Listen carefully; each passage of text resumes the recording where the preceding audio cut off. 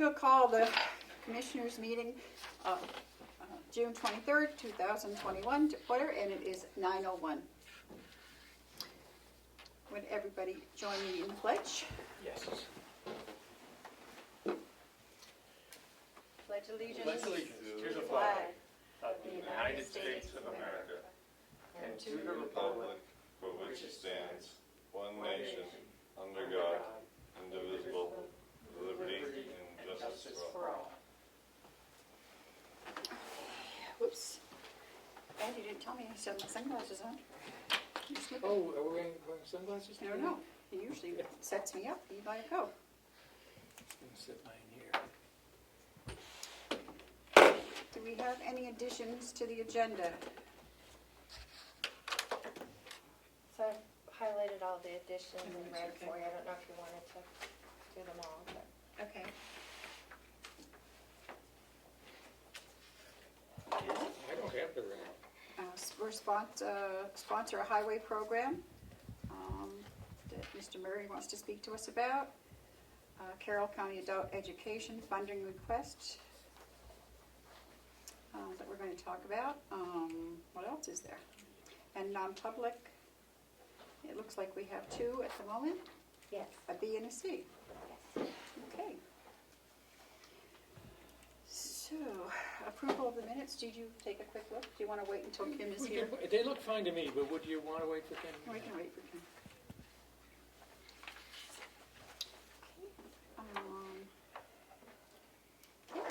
I guess we're up to media questions. All right. I knew you had one, Damon. Here. Yeah, absolutely. Dean Steer, call me son. Just wondering how our CFO is coming along.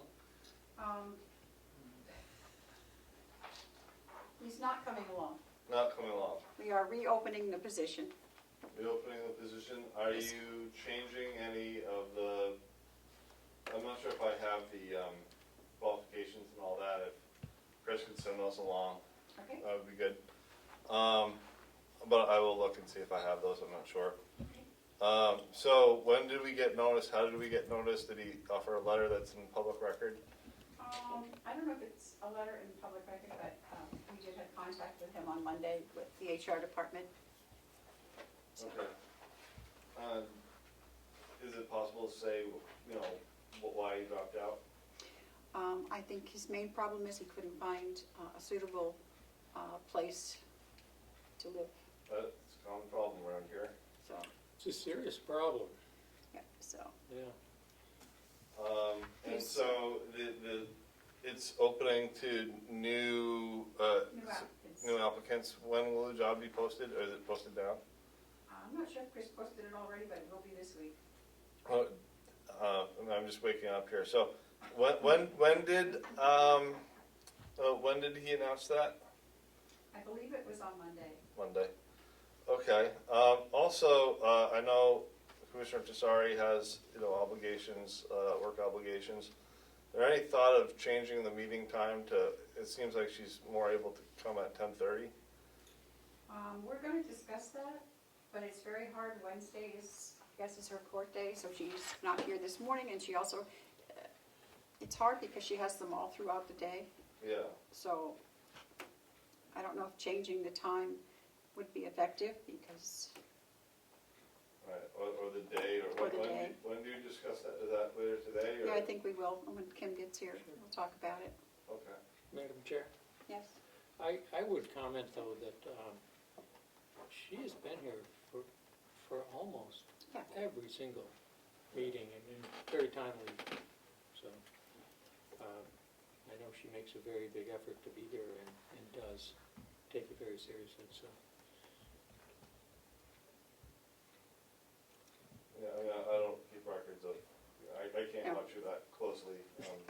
yeah, you haven't. She's been here a lot more than you, Dave. Yeah. So, but it's good to see you Yeah. start coming again. All right. Thank you. Yes. Oh, any update on the relief fund money? I know you had a meeting, I think, last week.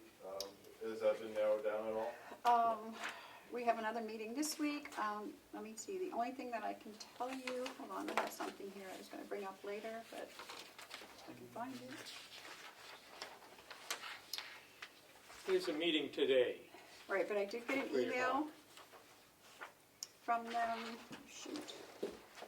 Maybe I didn't bring it up here with me, but we, shoot, Damon, I'll have to bring it up before I did get a letter, an email from them that, we are getting 4,000, I don't know the exact amount, that's, we should have it within the next 2 or 3 days. 4,000? Yeah, Oh, 4 million, 4 million. sorry. Yeah, I have, That's up from what it was before, or lower. Is it 4, I thought it was like 9 million, or was it 9 million? it is, but you only get half at a time. 9.5, so we're getting half of 9.5? Yeah, so, I don't know the exact, It's, 9.5 is not the exact amount. no. Conway's having a hard time figuring out how to spend their money. Conway is, well, Yeah. Joe, We quick have for any yours. advice for 'em. Do they need our help? They might, you know. Have they I looked mean, at broadband? Broadband was briefly discussed, but they just didn't think they had any broadband projects. Do they have unserved areas in Conway? There might not Thank be you. any unserved areas. in Damon Conway. is coming up, I left it on the copy, Okay, my they bad. have some rural areas, I'm not sure if they're served or not. Do they have cable in those areas? or- I don't know. The problem is, it's available for broadband in unserved and underserved areas. But the way the FCC defines broadband is 25.3, speeds of 25.3. 25 download, 3 upload, and that's frankly pretty slow. You can't do several Zoom conferences at once with those speeds. And when families are shut in and kids are doing school at home and parents are doing work at home and everybody's on Zoom and trying to get things done, those speeds are just way too slow. So, but that's how the FCC is Thank you. defining Thank you, broadband, Laura. and You're the ARPA money is key to the FCC definition for defining unserved and underserved. Carroll County Broadband had a committee that was gonna study the possibility of something or other. Like, how's that coming along? That's coming along. You know, I've been talking to Rick Highland a lot on that, and he's very much on top of it. He's doing a lot behind the scenes. There aren't a lot of actual unserved and underserved places in Carroll County. There are some. So Sandwich comes to mind. Sandwich has serious issues.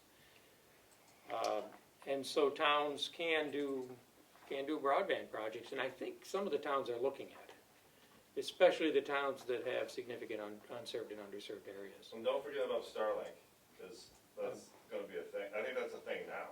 I know, you like Starlink, you keep asking about it. so Well, it's already there, you know? It's happening, and you know, he's an amazing character, so he's doing a lot. I mean, he's done a lot with electric vehicles, and, you know, he's going to space, and so. Sorry. Yes, I have this, I'll read this to you. It says, "The review of your submission to the Treasury Submission Portal for Corona's state and local fiscal recovery funds on behalf of Carroll County is finished, and the information and documentation you submitted was determined to be complete and accurate. At this time, the Department of Treasury has processed a payment in the amount of $4,750,097. Please note, recipient timeline of this payment is subject to your financial institution's usual processing time. So it should be here within 2 or 3 days, and this came in on Monday. Nice. And then, I guess, I don't know if I can stay, 'cause I got a lot of stories to do, so I will watch Government Oversight to find out if your times are gonna be adjusted for the next meetings. Okay. Thank you. Thank you, David. Any public input? Yes, Madam Chair. Certainly. The Honorable Mr. Comeau. Thank you, Madam Chair. I'm putting in just a verbal 91A request for whichever revision of the Carroll County House of Corrections inmate handbook existed back in November of 2019. I don't know if it's the same one that I've already received or there was another one somewhere. And what is it? The It's inmate? the Carroll County House of Corrections inmate handbook. Okay. So whatever was in existence November 2019. Okay. Thank So you. you want to know if it's been updated or? Well, I would like the copy of that, Okay. whatever that is. Thank you. Okay. Can you we'll get that to Sean. He's gonna be here later, Is so. he the keeper of those? Okay, any other public input? Okay, our manifest approval for June 9th was $102,398.52. Okay, 9:15, Sir Dominic, he's not here yet. Is that for June Um, 9th? Okay. Bob, are you here for the Blueberry Field storage shed? No. Okay, Madam Chair, I have information from that. I spoke to Mr. Drew this morning, and he's still waiting on the Boy Scouts for material quote information, so he Okay. can pass that over today. okay. Oh, sorry, bird laser. Yeah, did he mention, I haven't heard from them whether or not it's operational yet. Oh, I don't know. Okay. We're No, gonna- I've noticed you've got turkeys swarming the complex. So I don't know if they're attracted to it or not, but they're a welcome addition, I think. The bird? We get a lot at the farm. I know that. Mr. Murray, would you like to come up? We'll go I- right down to you. I'm here to hear what is going to happen with the grease tank pumping. Oh, Will's not good. Will's not here, but Okay. I can certainly offer, I also have you on for the sponsor a highway. yes. Want to do that now? Yeah, sure. So you don't have to take up any of your valuable time. He doesn't have all of the information yet.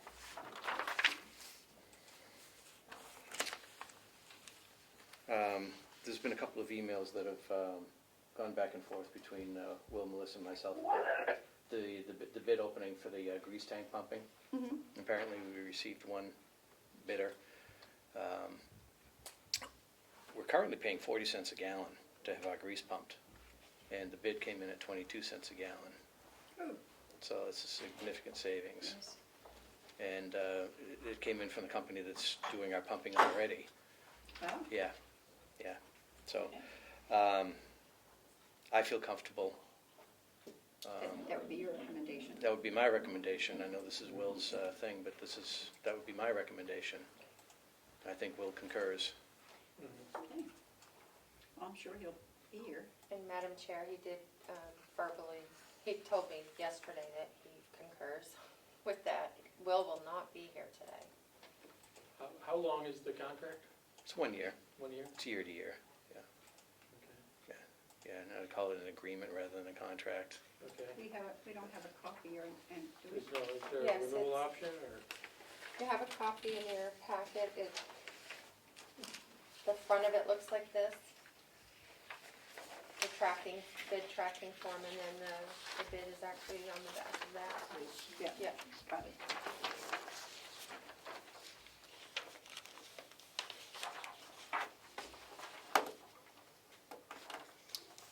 Is there any No, it's- explanation why it went down so drastically? All I can speak to is that in 2018 it went up because, and I don't remember what the problem was, but there was some issue. And frankly, I just don't think that they lowered their price. And I took a look at the contract earlier this year, and Will and I talked about it and agreed that it had to go out to RFP again, that we needed to put this out. And I think they reverted back, not only reverted back to their old price was 25 cents a gallon. They're actually coming in 3 cents lower than that price. So I can't say what their motivation is, other than the possibility of losing our business. It's the benefits of doing an RFP. Yep. I'd like to make a motion. Good. There's no incidental charges, it looks like, too, No. so that's good. No, it's a straight fee. So I'd like to make a motion to approve this, is it an agreement, are we entering in a, approve this purchase for grease pumping with, from J&S Development Corp., the amount of, the total amount of $1320. Okay, I will second. So all those in favor, say aye. Aye. Bob, is this for yours? Do you need to sign this No. or will? Or, If you could sign that and give it to Melissa, Melissa will forward it to Will. here? Yeah. You can sign this one if you want to keep that one. Let me just, Oh, I'm trying to think. oh, there it How is. often do they pump? That's probably good. Twice a year. Twice a year? Okay. They just do all three at once. Do I need a vote for you to allow me to sign this or no? All right.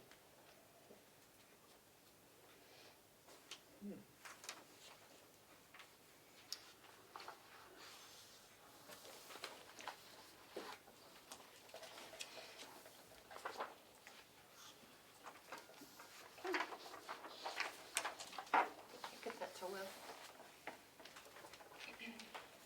All right, Bob, Thank you. what else do you have for us? The New Hampshire DOT sponsor a highway program. For many, many years, long before I started here, the New Hampshire DOT has had this sponsor a highway program where you adopt a section of highway and you pick up the trash and you maintain your section of road. And you agree to do it under the terms that the New Hampshire DOT has for us. A few years ago, that sign disappeared. Not sure why, but the gentleman that has been taking care of picking up trash along Route 16 and Route 171 is a former maintenance man who retired a few years ago. His name is Al Poulin, and he has been doing this trash pickup twice a year, once in the springtime and once in the fall for as long as I've been here, and for years before that. He has done it on his own time, and he has honored the agreement that Mountain View Community, or back at the time, Mountain View Nursing Home had with the DOT for this trash pickup. So Al called last week, or the week before, and inquired about the sign, about the formality. And the woman that she talked to was great. She was very helpful, and she basically got it back on the ground. They agreed to put up signs again for Mountain View Community, being responsible for taking care of this section of highway. And Al Poulin is going to be heading this up. He's going to be taking care of the trash pickup for as long as he wants. There's no obligation for the county. There's no obligation from Al Poulin other than his graciousness for doing this. He has some helpers. One of them is Alan Mishi, who's a current maintenance man at Mountain View. Again, they do this on their own time, not on county time. Al's wife, Kathy Poulin, and Roland Staples, Al's cousin. Between the four of them, they pick up a lot of trash twice a year for us and make everybody's travel into work that much more pleasant. So I would like to take the opportunity to thank them personally for doing this, and I would like the commissioners to sign on to this on behalf of Mountain View Nursing Home to allow Al to continue to do this project. Okay. I don't see, it just needs to be, There's one section for Route Just for you. 16, and there's one section for 171, yeah. And I don't mind signing if the Yep. commissioners would give me permission to sign, but I would like the commissioner's blessing to do this.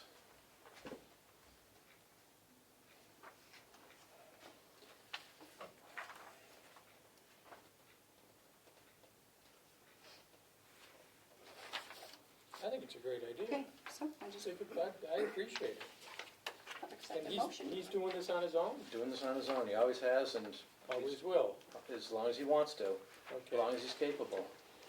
that's great. It's you know, it's an informal thing that he does for us.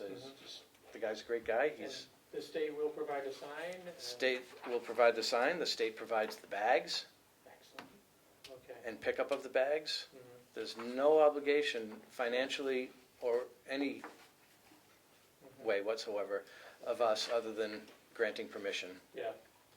So I would like to make a motion to grant permission for this. Are we looking for a motion to grant permission? Yes, and for me to sign on behalf of the commissioners.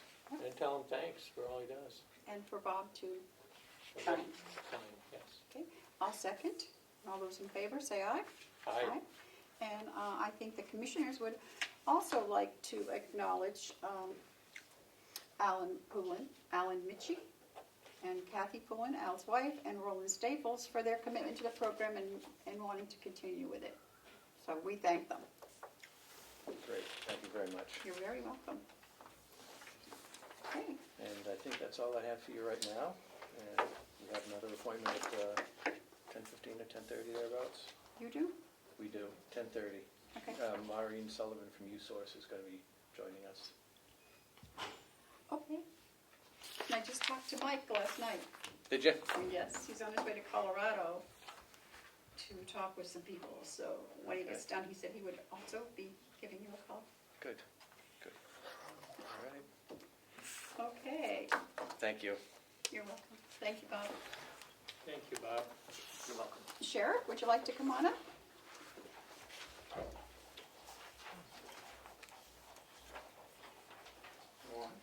Good morning.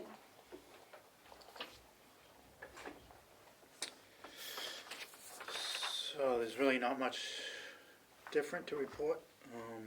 We have a pending hire for a deputy that will fill the positions for deputies that are available. And we have a current vacant dispatch position as we had a full-time dispatcher leave for another job, so down the Portsmouth area. So once we got them filled, we lose one. I know. We're still waiting for the cruisers. We're told 2 of them are penciled in for July delivery, but pencil meaning that it could go away because of the chip source being hard to get. So all cruisers are behind in orders. So we have 4 pending. And then we are looking at, I'll give you a heads up, that we're looking at a plan to expand dispatch if possible, that I can talk to you later about as far as the plan. OME was just here on a proposed design, so we'll get that further and give that to you and talk that over. I think it's much needed. I know. Don't you have like 7 people in a small At times office? there's 5 or 6, yeah. But they do need space, and the equipment, you can barely crawl under and behind it to dust it off, basically, so it'll save the equipment too. In terms of expansion, you're looking at more space or more Yes, equipment? more space, and within the space that we already have, actually it would blow out the hallway wall and combine the 2 where it used to be and where it is, and spread it out a little more. Madam Chair, this seems to be a recurring problem. It The does, county, and nobody has enough space here. We're trying, So so we're, And I would be on board with renovating the thank you. oh, Yes, I think we facility need to do something, for yeah. office space.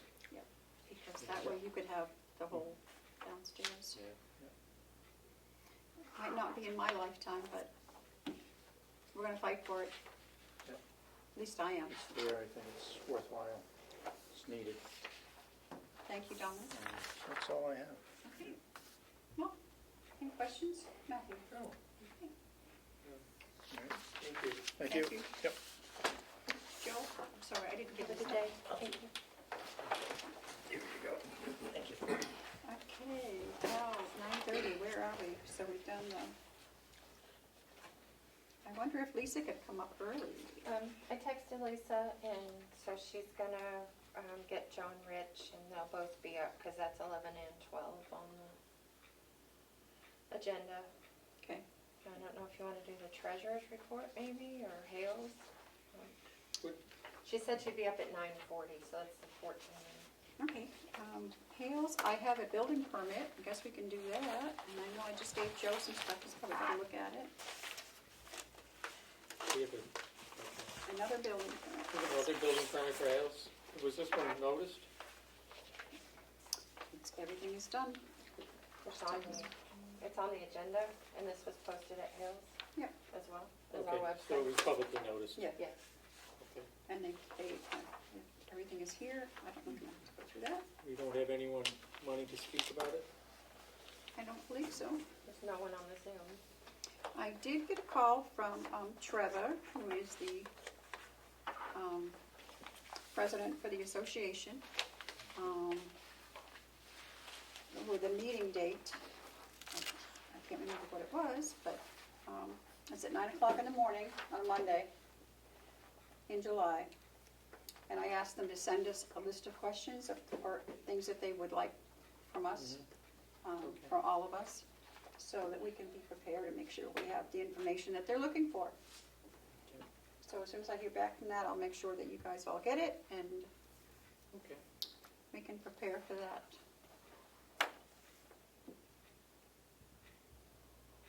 So what do we need here? Is there any information with us? It's just the address, and they've already paid their thing. It's gone through the, This is not one that we've already approved? no, it's a new one.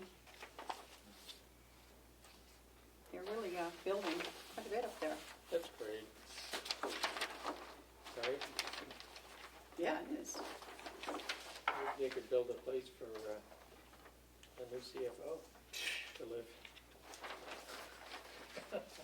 You need a big zip line. Oh dear. We could have offered him a room in the annex. Did we talk about that?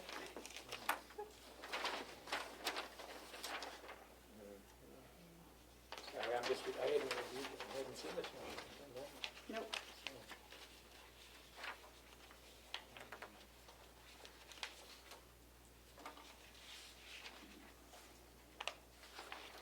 It has gone through the architectural committee at Hales. They all signed off on it. And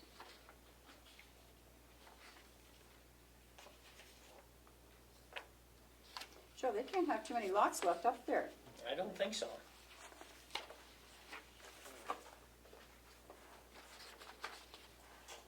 I guess construction costs are going up.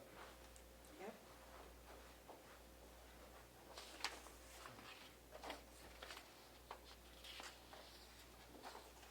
Well, what do you need from me? This looks in order. Nothing, just that it's, I guess we just have to sign it.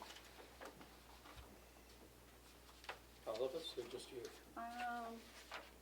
What's this commissioners? Joe, do you remember, do we sign? I think it's just one of you.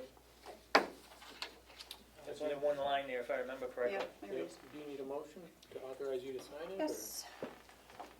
So, I'd like to make a motion to approve the building permit at permit number 213 at Hale's location, and authorize our chair to sign this on behalf of the commission.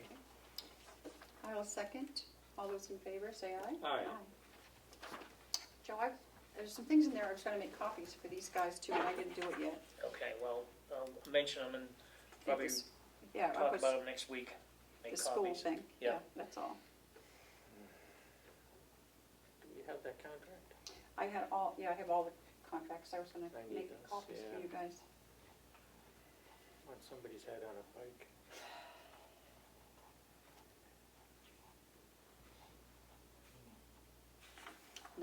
We don't want 19, just put in 19s. And Lisa's gonna need that whole package back. Yeah, yep, I'll take it back down today. Okay.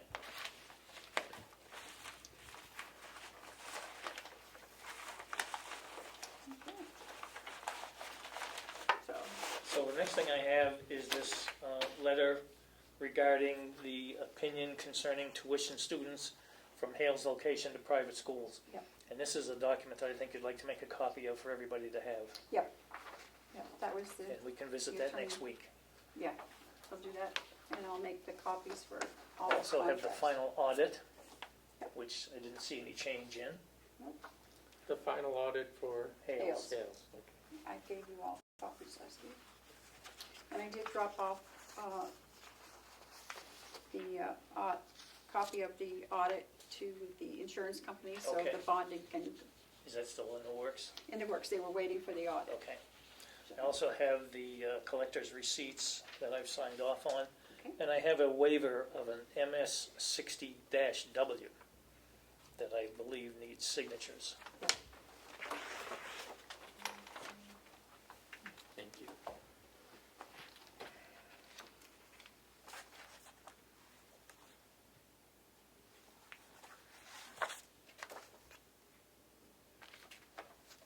So what are we waiving here?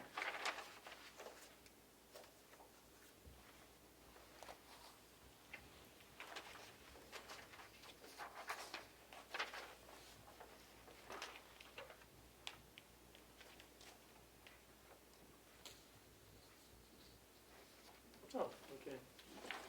So this is not required, we have fewer than 750 Right. people. So we don't have to do that. Okay, well, So what do you need here? How many signatures? 3. Yep. Whoa. We need a motion? Or we just, motion to,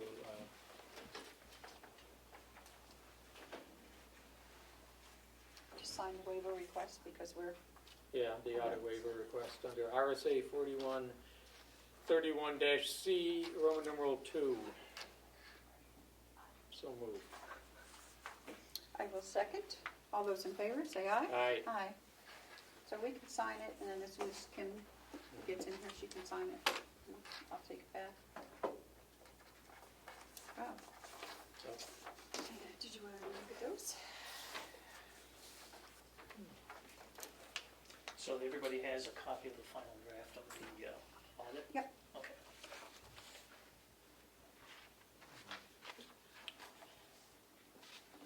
So if you want to put that back in the folder, and then,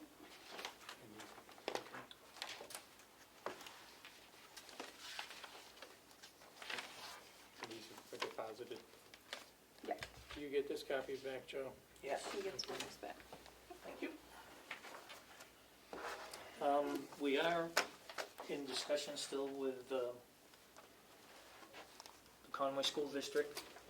I did put a call into Kevin, but he didn't call me back, but I guess he spoke with you?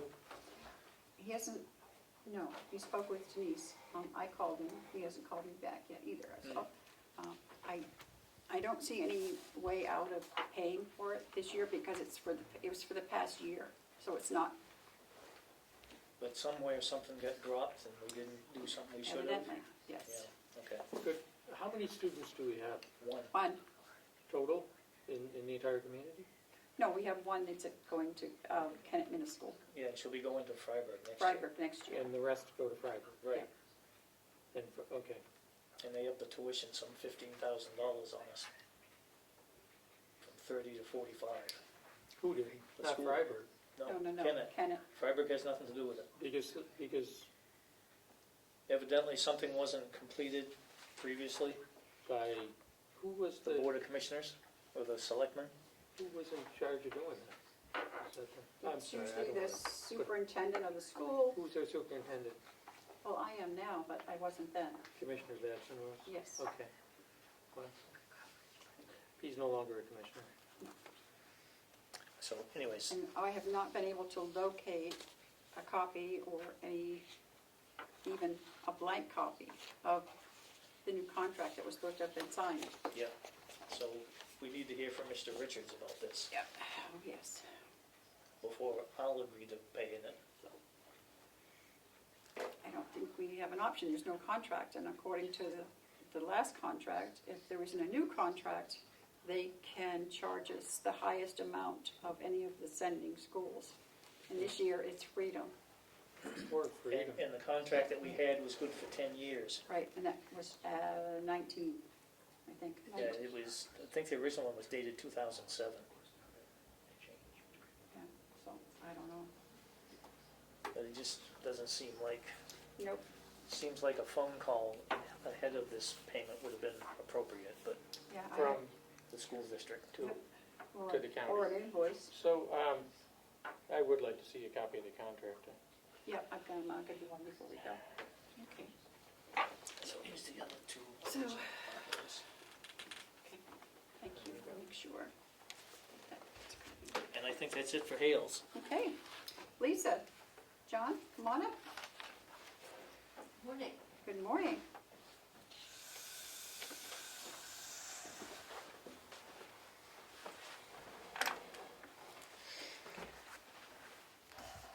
Seen you guys a lot lately here.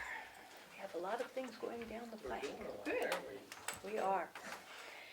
So what I have here today, and I believe you have a copy of it, is the Land Records Management System RFP.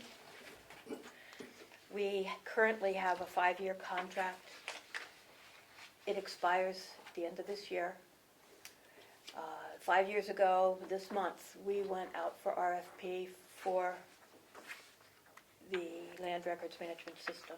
Okay. Do you have a copy of it, I'm Commissioner? looking for it, and I'm not finding it. Let's cut this. That's what I was given in my packet. Do you want me to go make a copy of mine? Can we share? Yeah, here. Oh, here. Did you Okay. steal mine? No, why would I steal yours? Make it look bad. Oh, that's not hard. I can do that by myself. So the first 4 pages are boilerplate. They're basically the same as the previous, talks about the submission details, the opening, the proposed award, the pricing, the performance clause, the obligations, the indemnification language from the insurers, and the meat of it is on page 5. And I ask that the vendors submit by July 23rd, a month away from now, and that they must come in and schedule a mandatory site visit and see how we're up and running and what the exact specific needs are for the land record system. And I propose that I send it out to 4 different vendors and put it on the county website.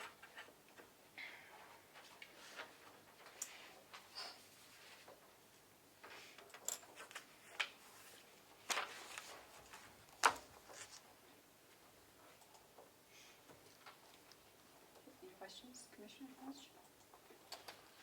No, I think I should, I'm just going through it. It's a service RFP. I don't,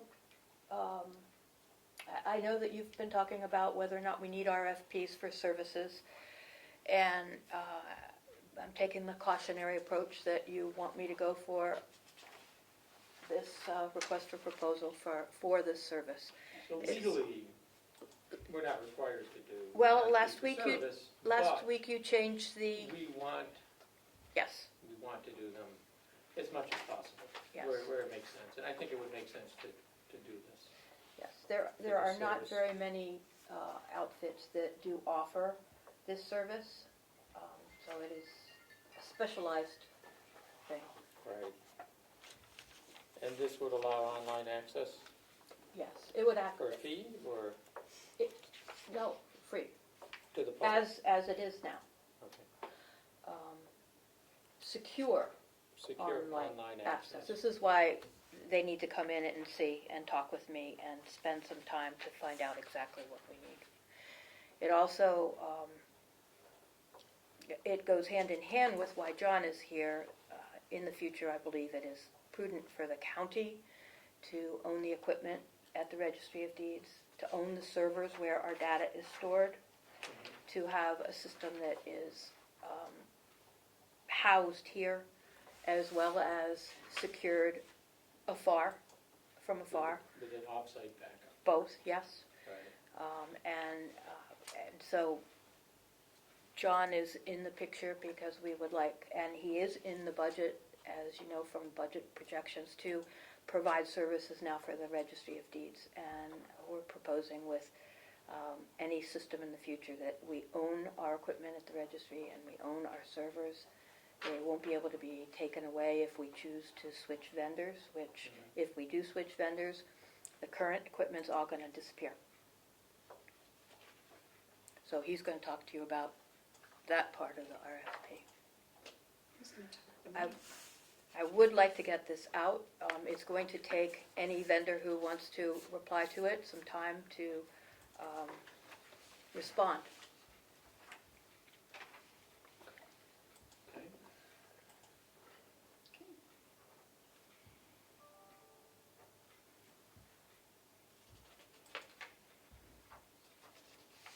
And is this in the budget, is paying for this in the budget this year, or will it be in the budget next year?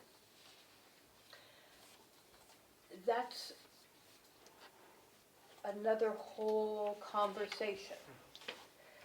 At the moment, I'm preparing a statement as to trying to reserve some of the ARPA funds to secure equipment and perhaps the start of this program. Right now, we have a equipment fund, and that equipment fund has money in it to purchase explicitly equipment, which would fund this if ARPA doesn't come through. And yet, we don't want to spend one if the other will cover it. So later on this afternoon, if you're here for the ARPA meeting, I will be again asking, and my understanding is, after speaking with quite a few different people and professionals that are dealing with ARPA, that the ARPA money should be able to cover the needs of the Registry of Deeds. There are two basic buckets with ARPA. One of them has to do with economic harm and downturn, and the other has to do with taking care of COVID-related health and welfare situations, which is what the security part of a new system or an altered system would bring. So I think that this would fall under the ARPA funding for the initial get-go, not for the ongoing into the future. Right. Does that answer your question? Sort of. I think what you're talking somewhere is around 20,000, am I wrong? How much was it gonna be? For the equipment? The equipment it could be anywhere from 40 to 50 is what I'm thinking at this point in At time. this point, okay. The total was somewhere between 230 and 250,000. We have, for instance, a plan printer. It's called a KIP, and it prints out 36-inch plans by 24 inches. Very expensive piece of equipment. If it's a very expensive machine. You only buy it once every 15, 20 years.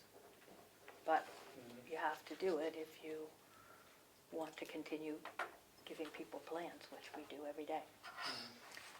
So, And there's no fee for the plans? oh, there are fees for everything. The registry runs on fees. Right. Okay. That's where we get these wonderful reports for you every month that, we're taking in this amount of money because a plan costs $5 for a big plan. A deed costs $2 a page, and recording costs X amount per page. And then you have the 4% commission that we get on the transfer tax and the L-chip, which adds into it as well. Right. Everything costs at the registry.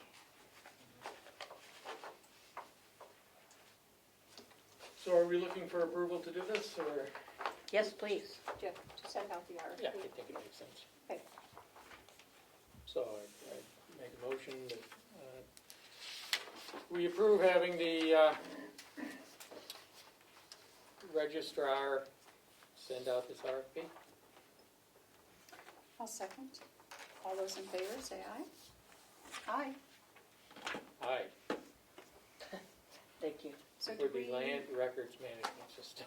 do we need something for you, John, too? Well, we're here to ask that when we're ready to start purchasing hardware, which we currently are not, we're hoping to waive the bid process for the hardware. I have a unique perspective on purchasing the hardware because I act as both the county IT administrator, and I generate RFPs and look for purchasing, but I also own an IT company, and I bid on hardware sales for, not for this county, but for my other clients. So I see it from both ends of the spectrum. And when I am at the county with my county IT administrator hat, I go to the same places to buy hardware, to look for hardware, that I do when I'm as the owner of Cybertron. So as we've discussed in other meetings, I get the same pricing on behalf of the county that I do when I'm purchasing hardware to resell for my other clients. So on that note, for one, so that I can assure that the county gets best pricing, because I can buy it on behalf of the county for the same price as any vendor can buy it in order to mark it up and resale, and two, for the expediency of getting this stuff in on the time frame that we need it. Once we decide exactly what it is we need, we would like to have a waiver of the bid process. I will do my due diligence. I will have all my paperwork in hand with the pricing that I've looked up, as I've provided you in the past, and we would go before you at that time with that information before we make any of these purchases. But we would just like you to know that that's what we are hoping to be able to do. Okay, thank you. Any further questions at this point? No. Okay, great.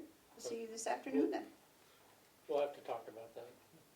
I mean, when it At some comes, yeah. future. When it comes up, Yeah. we'll come before you with Yeah. each individual purchase. because this RFP is not for equipment, it's just. No, it's just for, service. Um, To We're looking at some pretty, a good amount of equipment, I believe. looking at Big up to chunk of 3 money. servers. Yeah.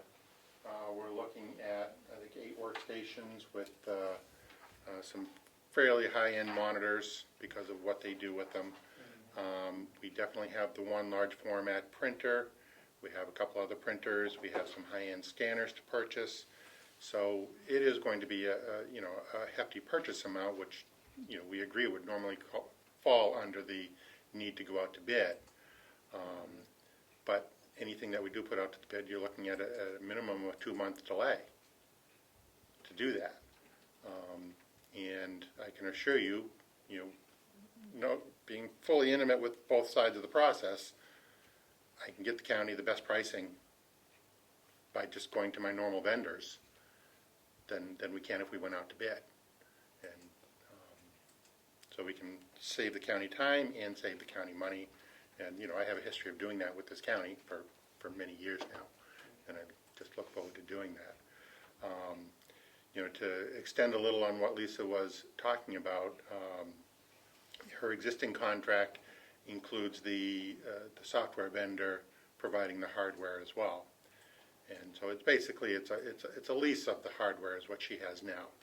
And leasing computer equipment is very similar to leasing an automobile, where you spend less upfront when you lease equipment, but over the life expectancy of that equipment, we all know if you lease, you end up spending more. So we would like to simply purchase our equipment upfront. Yes, there's more of an upfront cost, but over the lifespan of this particular contract, it actually costs the county less. It saves us money to purchase and own it. You already have your IT contract to support it. That doesn't cost any more. It's already included. We've already factored that in, starting with this year's budget. So, looking at the long term, we're trying to do what's best for the county as well as the public. And the figure to be talked about with American Rescue Plan includes the equipment. I've always talked about the package being the whole thing. Okay.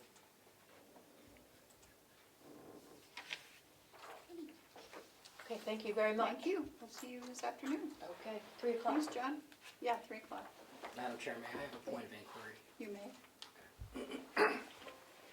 A few weeks ago, I mentioned supply chains, purchasing security, and about a policy. And I would like to request to see if you have one in place. And since you have the IT director here, maybe you can explain what supply chain security is for your purchasing. Okay. And I'm mostly concerned about the Sheriff's Department and other secure pieces of equipment that may be, not secure because it may have been purchased through third-party people. So he can explain what supply chain security is. Number two is last week you mentioned the 91A. Commissioner Tassari mentioned using a different computer to accept 91A requests electronically so it doesn't contaminate the rest of the system. So you might want to ask him about that too. Sorry, thank you. John?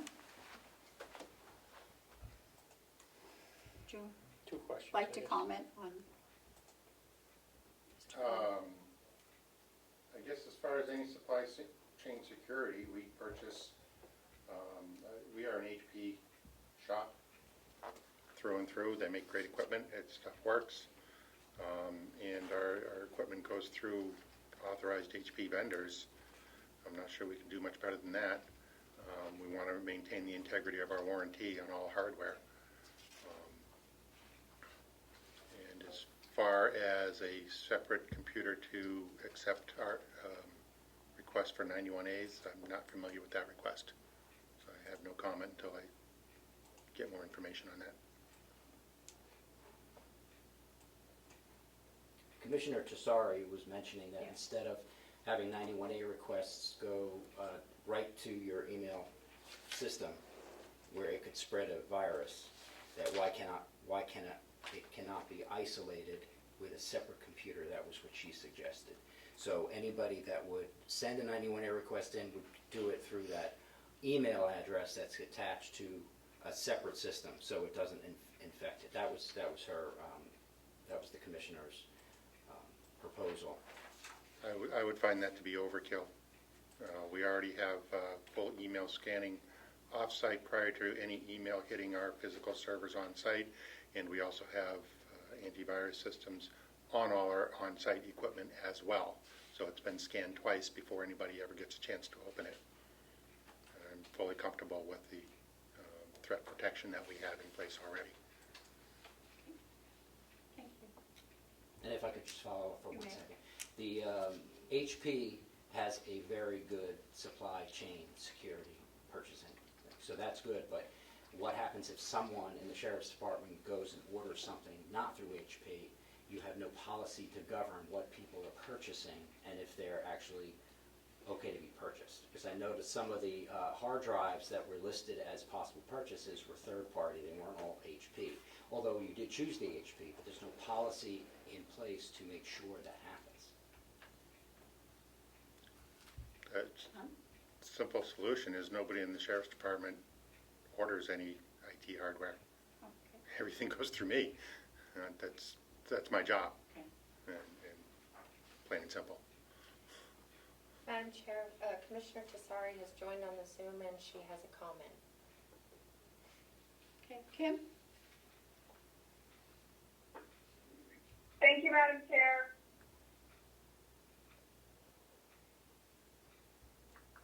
You have a comment or a question? I did. Okay, Last week when we were discussing it, the 91A policy indicates someone can email, and it was my understanding that at least at one point, and perhaps Don can correct me if I'm wrong, that one of the 91A requests we got did not go through because of where the email originated or some server they hit, that it That was the hit on its way to us that was blocked by our system. So when I had suggested we have a separate unit to deal with a 91A request, it's because if that's what our policy says, is that you can email it, they all have to come through. We can't have blocked requests. So, Madam Chair, if I may, the discussion went like this, I believe, Kim. Mr. Comeau said his email hosted on an overseas server was blocked from communicating with the county on a records request issue. He also had a concern about the way requests and responses are decentralized. And Commissioner Tassari asked if a computer could be set up that is not connected to the server for opening questionable emails that might come from overseas, from an overseas server. So is that an issue? Are we blocking emails that come from an overseas server? Our email threat security policy does by default block any emails originating from anywhere outside the United States, Canada, and I believe England. By default, it is blocked. We have up to 2 weeks to review the logs and release those emails if something is identified that we did not receive it. And of course, I can put in individualized exceptions to those rules, and we do have a few exceptions in place for companies that we deal with that are overseas. Okay. But the overwhelming majority, we're talking 90% and above, of threat emails originate from overseas. And so for the literally tens of thousands of threat emails that get blocked, if we lose one or two legitimate emails, it's an acceptable ratio as far as I'm concerned. If you wanted a separate dedicated computer, it would be more of having to have a separate dedicated email account with some other email service and some other email domain. It could not be at carrollcountynh.net email address, period, because all the emails follow the same path, and I cannot separate out one email account to have that happen. So it could be done. It would be, you would either have to rely on a free email service such as Gmail or one of those, or we could purchase like an Office 365 account. There are ways of doing that. If that's something you are truly interested in, for what little use this really would get, we can discuss that at another time. My opinion is it's kind of overkill, but I'll leave that up to the Board of Commissioners to decide. You tell me what you want. I'll give you all the information so you can make an informed decision and then make it happen.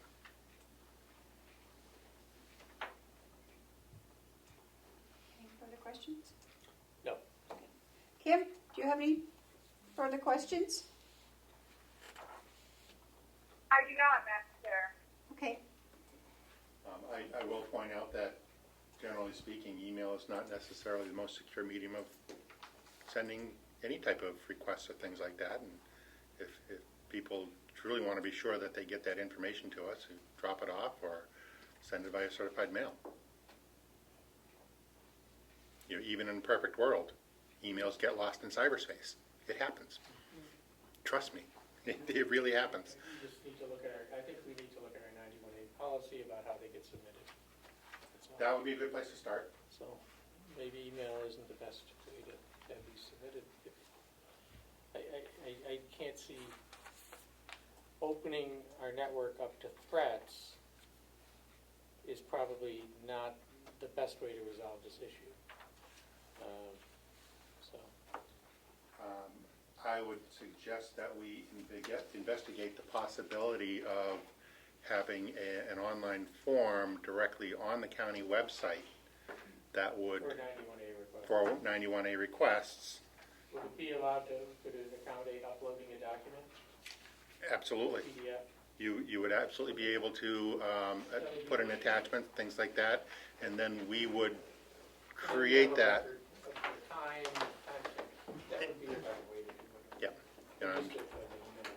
I would expect there to be a cost with our website vendor of Sure. creating that. But that would be my recommendation if you truly want to create a method by which the public can generate 91A requests electronically. That would be more official.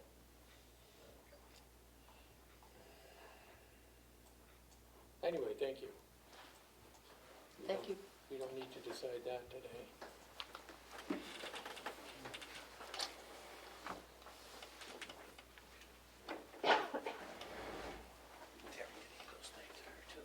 Okay.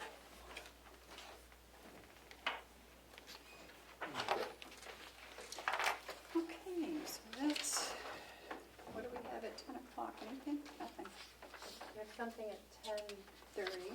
We have the treasurer's 11. report out still on the list. I don't know. Okay. Do we do that or recess? the treasurer. Joe, you have anything?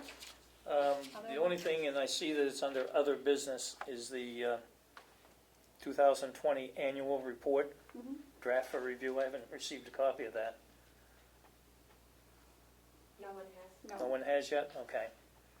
And again, we're holding off until the end of the month to get the figures for the current month on your rolling sheet that I gave you a couple of weeks ago. Mhm. Yeah. When will we have the figures for the first 6 months? For the second quarter, when will we Yeah, will we have those figures? will be in this next month, I believe. So what, in the middle of the month, or We agreed to wait till the end of that month.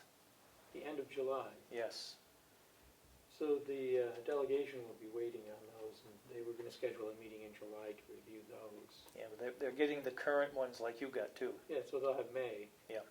But they won't have the second quarter They'll have June, but they should have June, by the end of this month. the end of June. Yes. At the end of July. And I'm sorry, but yeah, let me we'll give it 30 restate days. this. From the end of the month, there's a 30-day period until we get the actual figures for the end of that month. Yes, okay, so that's our understanding. Yeah. That means the delegation won't have the second quarter numbers That's correct. until the end of July, Correct. and so won't do their meeting until August, which is fine with me. Fine with me. And the auditor is going to be here next week. She'll be here, I think she told me she's going to be here on Monday and Tuesday next week to try to wrap up the last things that she needs to do so she can get a draft out to us. Okay. And she So- seems to be doing a fantastic job. She's trying. Yeah. I had asked that she copy me She's on the dealing with a lot. Yeah. You know, she's dealing with a lot. So. I had asked that she had copied me on the emails, but I didn't receive that one, so. No, it was a phone call. Oh, okay. I talked to her yesterday. Okay. She didn't email that. Okay. I talked to her. Other than that, I don't have anything else to report. Okay, please. Okay, what else are we waiting on here? The annual report, that's not out yet, right? No. The Municipal Records Committee, record retention, what are we talking about there? I just kept it on the agenda Okay, as a reminder under other business, but we haven't made any movement there yet either. okay. And the nepotism policy, I thought we did that. So the I think question, we've finalized it. the question last week was if you wanted to expand the list of family relationships and, one second. I don't know if you want to Don't do think that we when need to. Commissioner Tesari's here, or, Yep. She's still on? yes, yes, she is. I think I have that downstairs, so I'll have to go get all that stuff. And then the health insurance benefits draft, RFP, who's doing that? Chris? So I'm working on the structure of it with getting the actual current plan information from Chris and the number of employees that are currently covered, so that can be included in the RFP. And he was on vacation last week, so. He's back this week. I think he'll be in,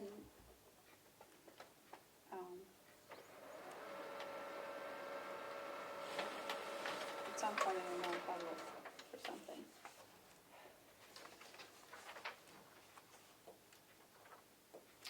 So here's the list in the RSA, in the state policy as it is right now, and the question is if you wanted to add other relationships,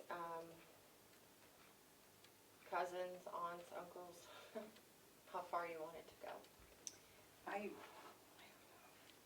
I don't think cousins have to be in there. Would you? I First mean- order or second order? Well, I know, but you have to remember, we're small, relatively small community. A lot of people are related, as long as they're not directly supervising a relative, Oh, yeah. you know, that's, I think when it comes to supervising, we have to, yeah, you know, they can't be supervised, but, I mean, I just, but There's a copy. You know, for someone- Matthew, that email if you want. if, you know, someone works at dispatch, another person works at the jail, That's no big deal. you know, No, I mean, it's, should we prohibit them from talking to each other during the day? Or? Except No. during lunch, I mean. okay, we can wait for We Ken. need to look at Brother? this more, I think. And- Madam Chair, as of this point, I don't think HR's been roped in on this policy, and should we have Yeah, he should look HR at it. take the lead on it so that we make sure we're not Yeah. violating any employment Yes. laws I mean, We Sure. really do need to get HR's input. or discrimination issues? it should go to him, yeah. And Okay. I had another question, if we're gonna talk about HR things. Would it be okay if I asked it, or do you want to keep talking about this? No, you can, go ahead. So I get emails from staff, and they'll say, I'm gonna be out tomorrow. Is there a process that we have in place, or a policy get that we them have too. in place for requesting days off in advance The only ones and tracking them? that we get are the finance department, because Okay. we're their I wasn't gonna supervisor. name names. Well, we're not naming names, I just said that I know, department. I know. And actually, Do we have a county policy on that? well, we need to talk about that in public, but I do have this Okay. form that I wanted to show you that the only person that actually does this is, there's only one person that fills this out, and makes sure that I get it, but I think that anybody, any department head or whoever, the department head should give this to us. Anybody in a certain department should give it to their supervisor. Mhm. There. And it needs to be tracked. And it needs It to be needs to be tracked. logged and It goes tracked to and- Ruby, and then she would And, keep it. and then people should Yes. know who's here on a certain day and who's So not. I would like to do a policy, and we do not have a policy on salaried employees. And I think we need to do that because we have no real way of tracking. Okay. How do I put this? If they're out a day, we don't know if we're not here. And if they're not making something out and giving it to Ruby, How can she track it? how can she track it? Yeah. And just saying, no, I've worked enough overtime, so I don't need to put in for one of my personal days or my sick day or whatever, is not good enough. Do salary employees get overtime? I've asked Chris to pull that up for me, and hopefully he's gonna bring it in. In my experience, when I was in management, salaried employees were more or less expected to work when needed, up to 20 hours of what you wanna call overtime. Really? My After, experience after that, is quite different. well, this is a long time ago, When I was a salaried employee, I was expected to work Right. 20 hours a day, yeah. But every day, 7 days a Yep. week. But after you can, I mean, legally, after 20 hours, you can compensate. And bill some every way. one of those hours to a client, You're an and attorney. not getting, and, you know, So I think we need to have a policy on that and make it stick, because, well, I think we do. And I'm not saying people are abusing it. no, I I'm not think either, but it we would need be to- nice to know. That's We okay. need to be responsible. Yeah. Make sure. And it makes Ruby's life easier. Well, and that's what we want. We just want a process that flows Right. and is automatic. And it will make it a lot easier to know who's here and who's not, and what to expect on a given day. Correct. So, I like this. This is good. Yeah. So.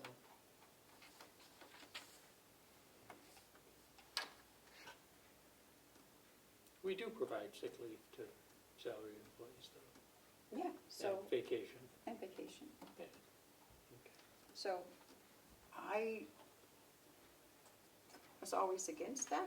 Oh, And I don't speak of think the devil. anybody is expected to work 20 hours a day. No, but at some occasions Even you do so. have to put in a couple hours of overtime, but no one expects it. Chris, do you have some information for me? Well, I was listening on delay, so I don't know how timely I am. 30 seconds late. All right. is it? Right, this is the Department of Labor wage and hour about salary and how little or much they work. But right at the bottom there isn't a hour definition, but it just says any work completed during the week, they get paid. They get paid their weekly salary regardless of amount of hours or quality of work. Unless there's certain times where an employer can deduct from that weekly salary. If they take full days off for personal time or for sick time, Right. then you deduct from the salary. But, if somebody works 15 hours Of overtime, more or less. and not take any sick days, technically they get their salary for the week. Or if they work 60 hours, they get the same They amount. get the salary, and so some weeks there's gonna be more work, Right. and then some weeks they'll have time to sit in someone's office and chat. But there isn't You a don't have to specific work. number. I mean, Yep. these things happen. So,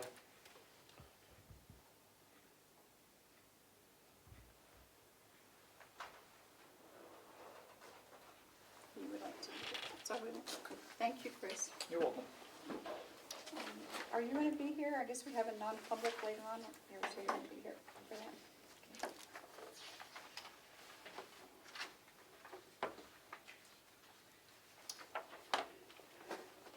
Well, since we don't have anything until 10:30, shall we take a recess?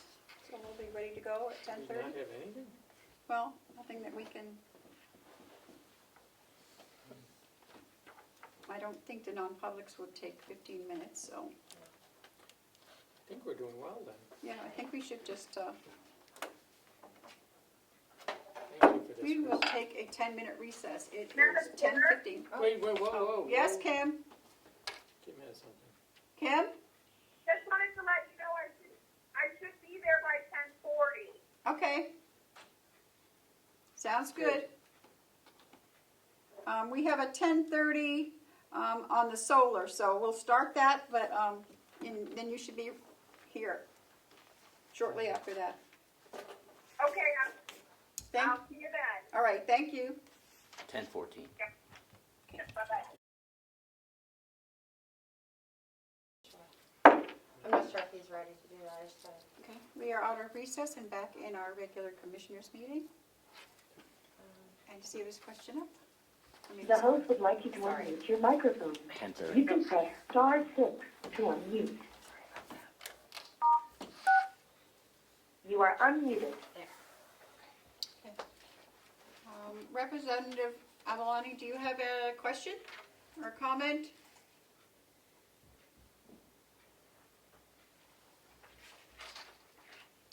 No. Thank you, Madam Chair. I'm a little late to the party, but there was discussion of having a RFP out for some type of benefit. Some type of what? Health? Benefit? Health insurance? Health insurance? Sure. Yeah, we haven't done anything about that yet. It was just in discussion. Is that what you're talking about? Yes, that is correct. I'm sure the delegation would look forward to seeing that go out and have at least another look at it, because I think it's been several years since it's been done. What do you say? The delegation would be happy to see that go out for bid. Oh. Okay. Yeah, I think we did last year, we've done it once since I've been here, and we only had the 2 that came in. But we can do it again. Well, that's good to know. Yeah, I think I'd be happy to see it go out too. Thank you, Madam Chair. You're welcome.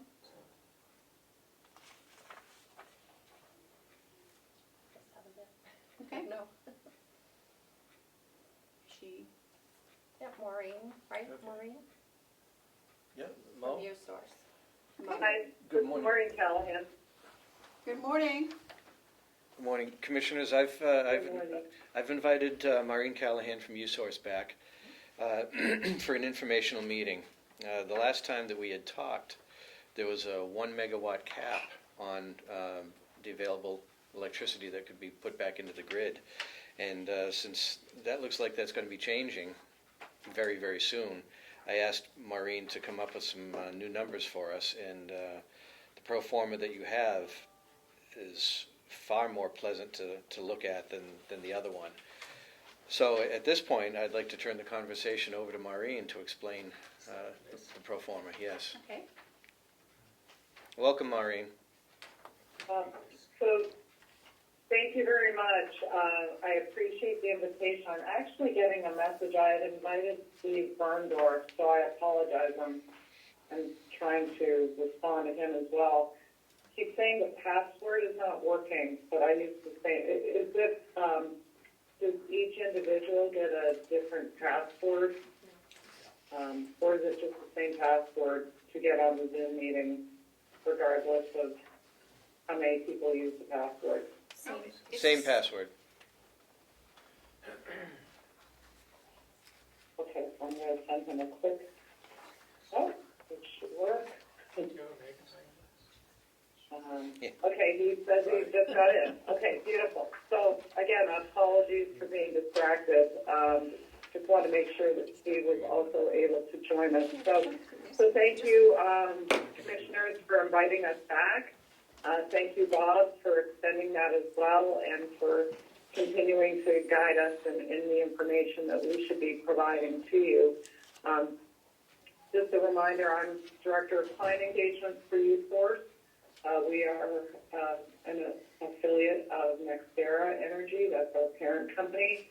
And I'm also joined by Director of Renewable Consulting, Steve Berndorf, who has been a solar developer in previous careers for over a decade. So he brings a lot of expertise to this conversation. So if you'd like, what I can do to start is I'll share my screen. I'll bring up the pro forma that we provided to Bob, and I'm not sure if you all have that. Yeah, we do have a copy. It's very small, very hard to see, but we have a copy. Okay, I will try to make it so it's really visible on my screen. Let me get it showing.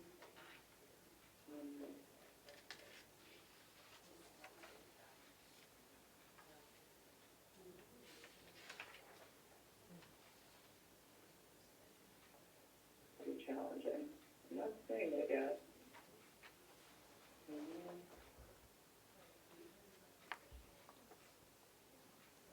Let's go back again. Steve, are you able to get it up on your screen? I can see it on my screen. Oh, There it is. did that? Yep. Are you seeing it now? Okay, and I'll make it as large as I can. So that, I don't know if that's helpful to you or not. No. It's really, it's a 200%. So, well, I guess, perhaps it's just as easy. Steve, let me just check. Steve, are you on with us now?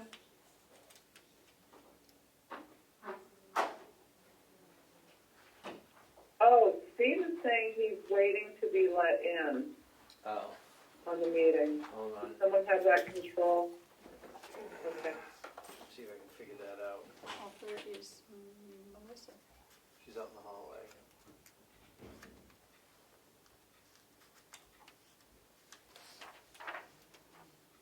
I don't think I have that control.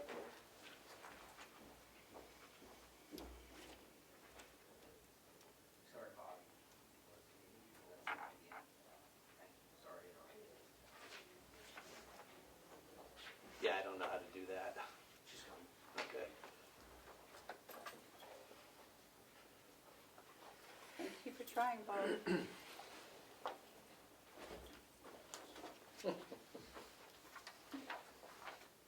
Given enough time, I could figure it out.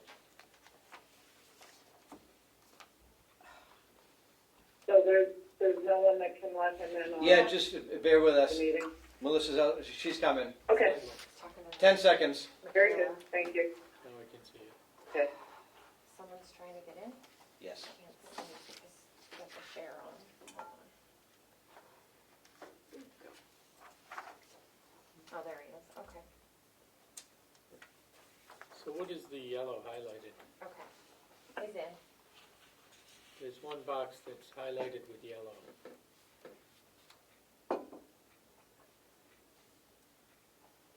Inverter replacement in year 15, noted in yellow highlight. That's a capital investment. Mm-hmm. Okay. But I noticed there's not one at year 30. Beautiful. Here we go. So that's a big expense at year 15. Okay.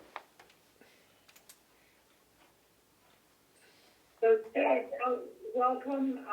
Delighted that you're able to get in on this meeting, and I'm currently sharing the pro forma with everyone. It's not very visible to them. They do have it, I believe, in hard copy as well, but it's still really small print. Yeah. So if you would be so kind as to walk us through the pro forma, highlighting the things that are of most important, and then commissioners, I do ask that you stop us and ask your questions as we go through this. That sounds great. So I just kick it off now? Please, that'd be great. Thanks. Good morning, everyone, and thanks for having us. It's really nice to be here. Appreciate the opportunity.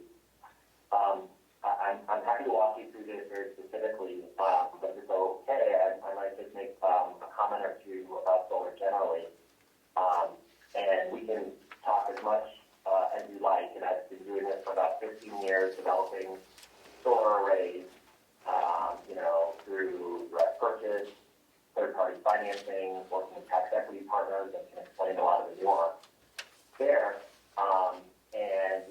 I just want to highlight, as I'm sure you know, that our role here is to sit on your side of the table as your advisor. So we would help you determine if this is the right opportunity and how to best move forward. This pro forma here represents a cash purchase. And, there's a lot of different ways to buy, own, finance, lease solar. Purchasing is one of them. I personally and professionally think that purchasing it provides the best value for the county and your constituents through long-term, stable, safe cash flows. And this is one example of a pro forma, or one example of financing a cash purchase. And so let me just kind of walk you through this, and I encourage you, please, to ask as many questions as you like, because your questions and understanding this is critical, and understanding not only the numbers and where they come from, but questioning their validity, sensitivity, and assumptions behind them are also very important. I would say this is a pro forma. It's reflective of the market. These aren't going to be the final numbers, but I believe these are in the ballpark. Pretty conservative. I tend to be conservative. But without further ado, I'll just kind of point out a few things in here. So this is sort of a typical solar cash flow. And what it's doing really is showing you some basic features. It goes up top, the size, how much it costs to build, how much it costs to do, et cetera. And then some assumptions around the value it's providing. The utility rate, the utility escalation over time, and then some financial returns. What's it going to do for the county? What's the payback? What's the long-term cash flow? What's the IRR, the internal rate of return on your invested dollars? And as you can see, conservatively, pretty darn good, right? It's a 7 to 8 year payback, I think, conservatively, meaning after 7 to 8 years, it will pay for itself. And then everything after that really is free money. And then the IRR, effectively, which is an internal rate of return, which is effectively the value, with the net present value of future cash flows, the interest rate, which makes it zero. Or, generally speaking, it is kind of how your investment money returns year over year over year. It's about a 10% return, annualized. It's really good. The pro forma itself, you see the years of operation in that column. The CapEx. So that's how much it's going to cost to build, roughly speaking.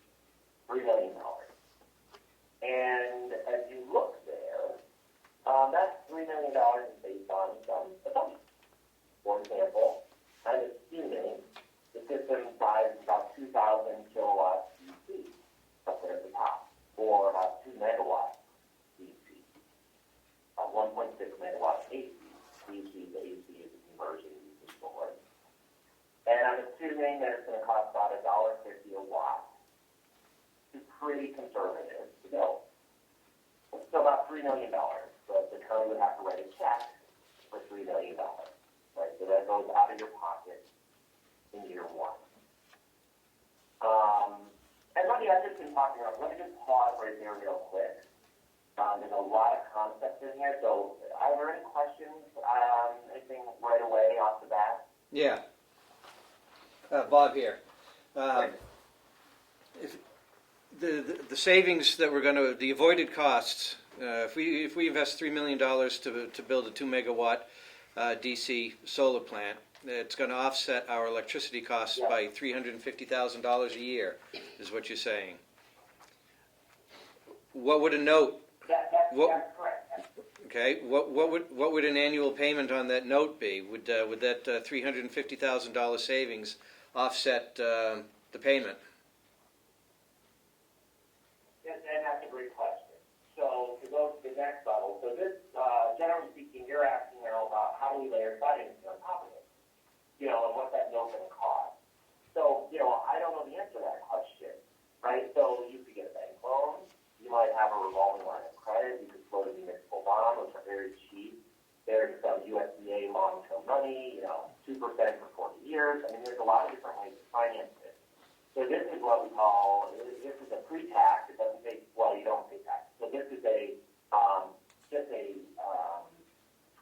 unlevered, a non-levered, there's no financing or debt service in here. This is just the basic cost. So the next step is then you determining, well, how are you going to pay for it? How are you going to pay for it? You may have general funds, et cetera. And then what are the costs associated with science? But here, Maureen, yes.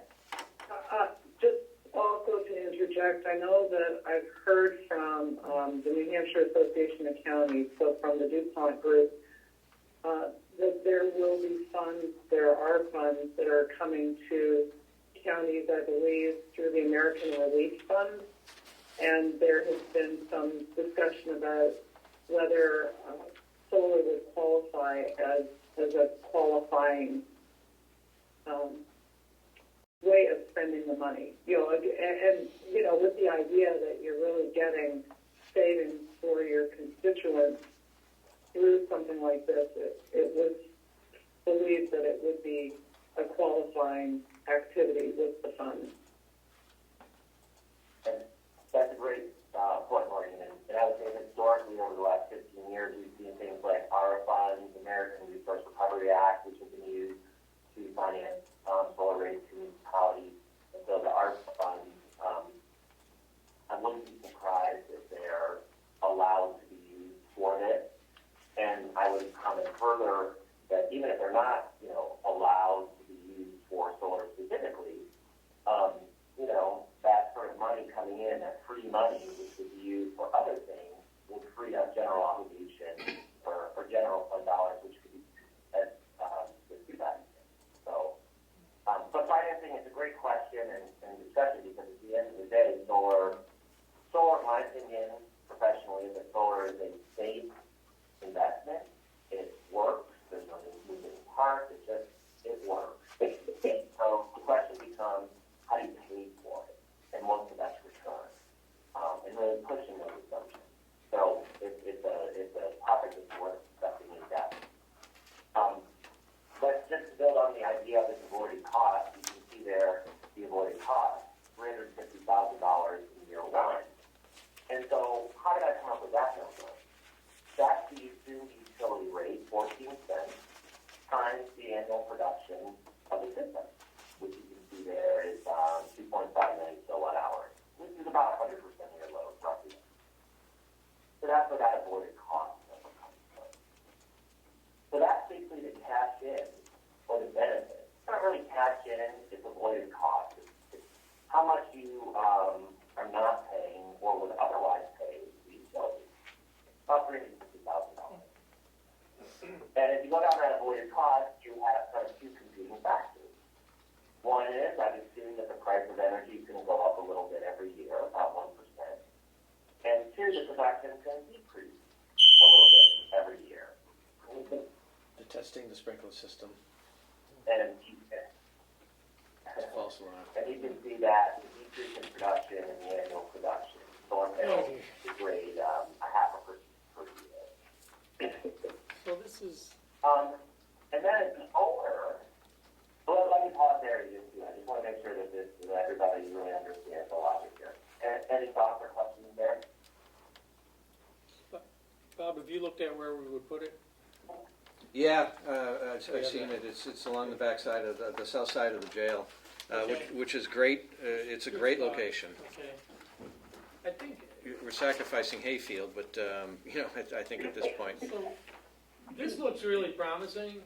I mean, so the question becomes, where do we get the money to invest in this? correct. It looks like, if the payback is 7 to 8 years, are there legislative limitations? Are there statutes that limit what we can do with solar that play into this?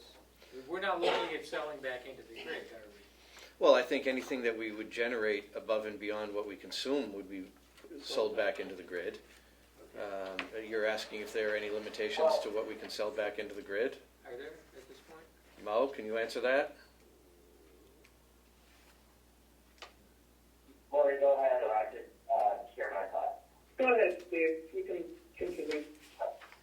Sure. I think the question was a couple, where we put it, and then is this an appropriate size? Is this legislatively or regulatory, from regulatory perspective allowed? Generally speaking, what we call DG, distributed generation, or behind the meter. Meaning, you would build this array and it would be interconnected to the grid, but it would be behind your meter. So it would be subject to the net metering rules and regulations. Meaning, typically you're allowed to use up to 100%, sometimes a little more, of your annual consumption.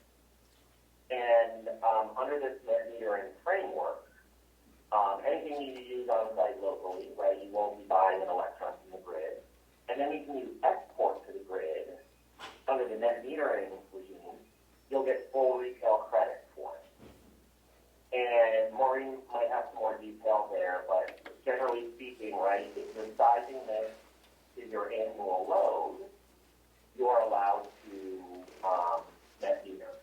Now, if we built a huge array and tried to just pump electrons into the grid for financial benefit, that's not allowed, right? You start to have regulatory and it becomes what's called utility scale or grid scale. This is not that. This is on-site for your consumption county, and it's governed by the net metering rule. So we size that appropriately to take that into account. We can't get Right, greedy. and So we don't need currently, what we're looking at, oh, sorry, go ahead. No, I wanted to ask Bob, have we done any kind of projections on future needs over the next 35 years? How our use of electricity is going to expand over the next 35 years? No formal projections. Okay. And so what's happening right now, there's House Bill 315, which has passed, and it is anticipated that it will be signed into law in July by Governor Comeau. So that will actually take what is currently a 1 megawatt cap and raise it to 5 megawatts for government and public buildings. So, the county would definitely qualify for that. So it'll allow you to, put in an array up to 5 megawatts. Again, the idea being is that it would be for your own use. You could look at whether other municipalities are interested in benefiting from it as well, but I think that adds a big layer of complexity. So I think for purposes of this discussion right now, it's just wise to stay with thinking about what is it that the county needs and could use on site. And so what we would do as a next step, if there's interest, and we would suggest that you explore it anyway, is we would actually put out what's known as a request for expression of interest. And it would be to the developers who would have an interest in doing business in this region. And, I know that some have approached Bob Murray in the past. So if Bob said to us, make sure that you reach out to such and such a developer or developers, we would make sure that they receive that request to let us know if they have an interest in developing this. We would then take a look at that, what has come in, and who seems to be a serious contender.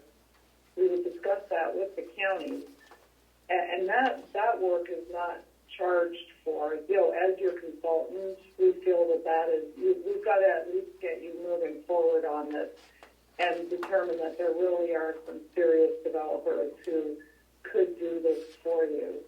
Then we would go out with an RFP that would really specify what's being looked for. That way you have competitive pricing coming in, you have competitive terms and conditions, you have more strength for negotiating because you would have a number of developers all vying for your business.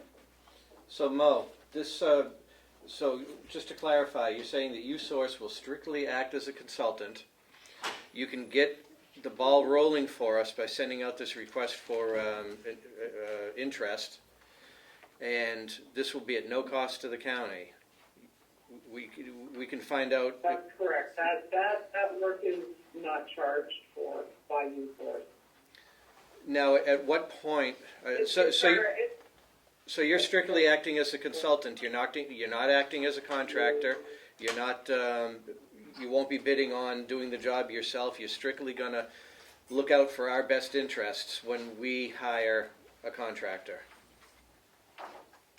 Yes, exactly. Okay. At what point does USource start getting paid, and how does USource get paid? Steve, if you'd like to take this question, that would be great. Sure, yeah. There's a lot of different ways to do it and structure it.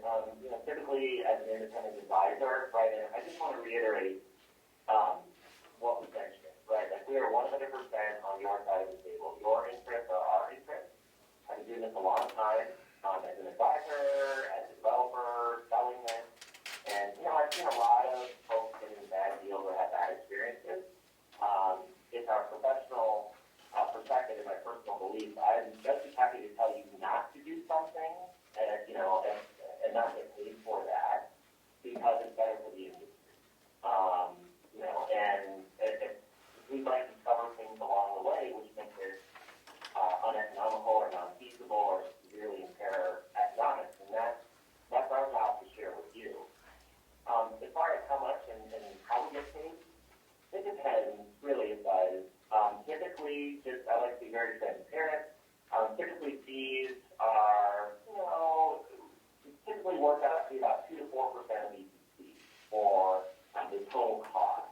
So 2 to 4%, 3 to 5%, sometimes it's more, sometimes it's less. It just really depends on it depends. But that's a rough idea.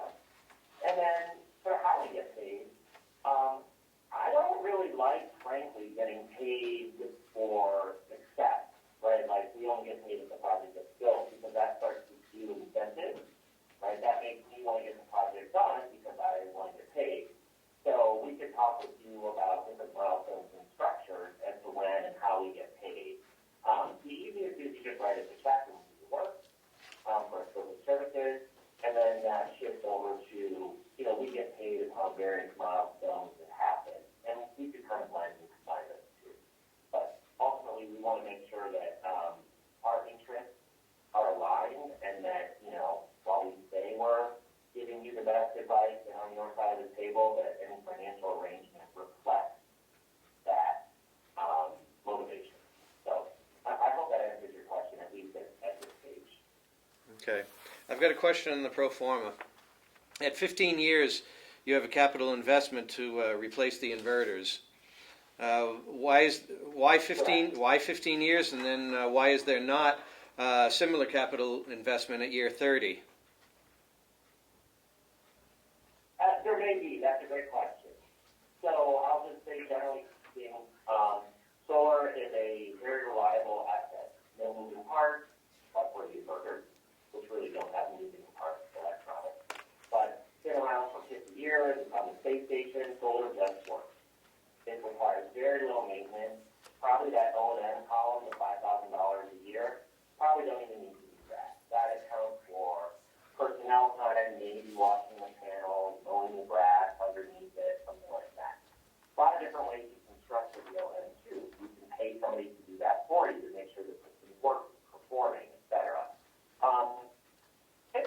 inverters need to be replaced between years 12 and 15.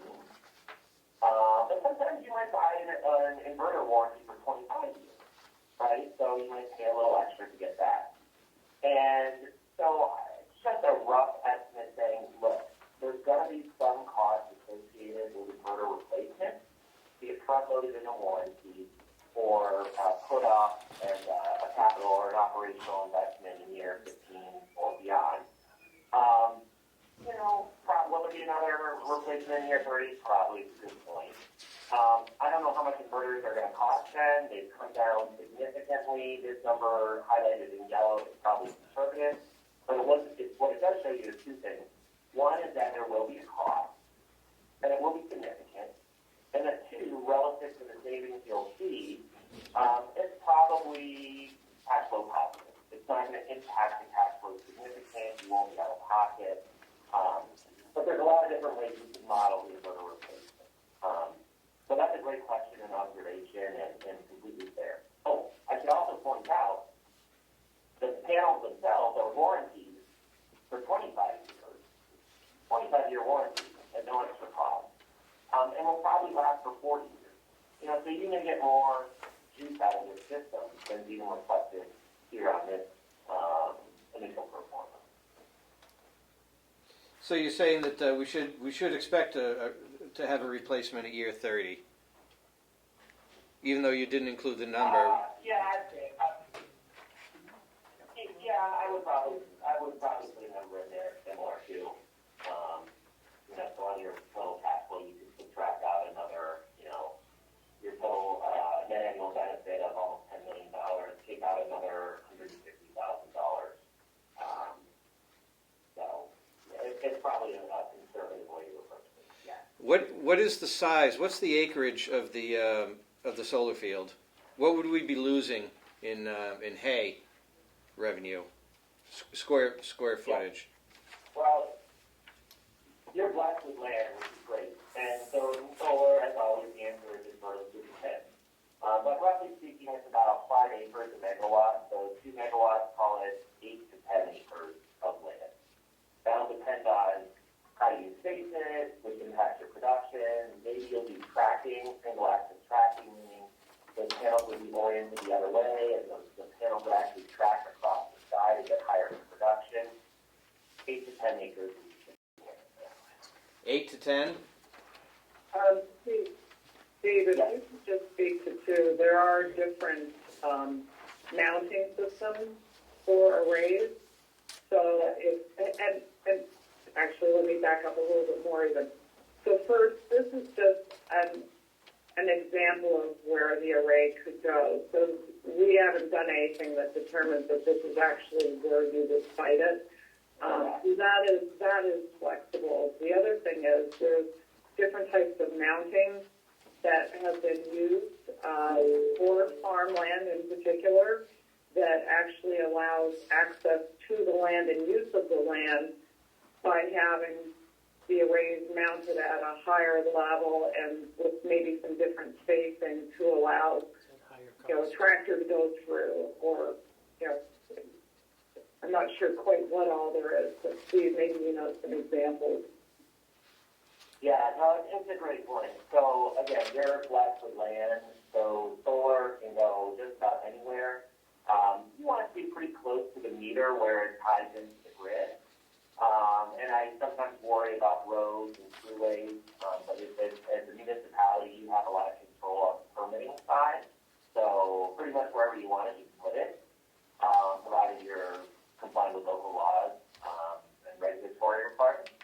But to most points, you do a lot of fun stuff with solar. Like solar has been commodified to the point where it's well understood.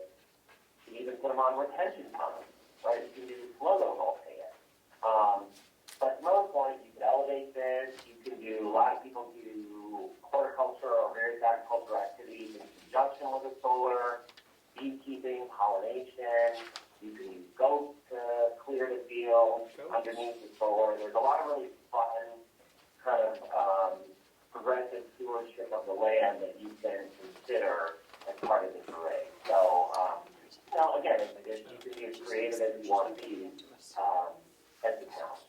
I'm just thinking out loud, so you're saying 5 acres per megawatt, so that would give us 8 to 10 acres of lost hay revenue. A higher solar array, we could still have hay, but I think that would affect our maintenance because we wouldn't be able to get up there and wash them anymore.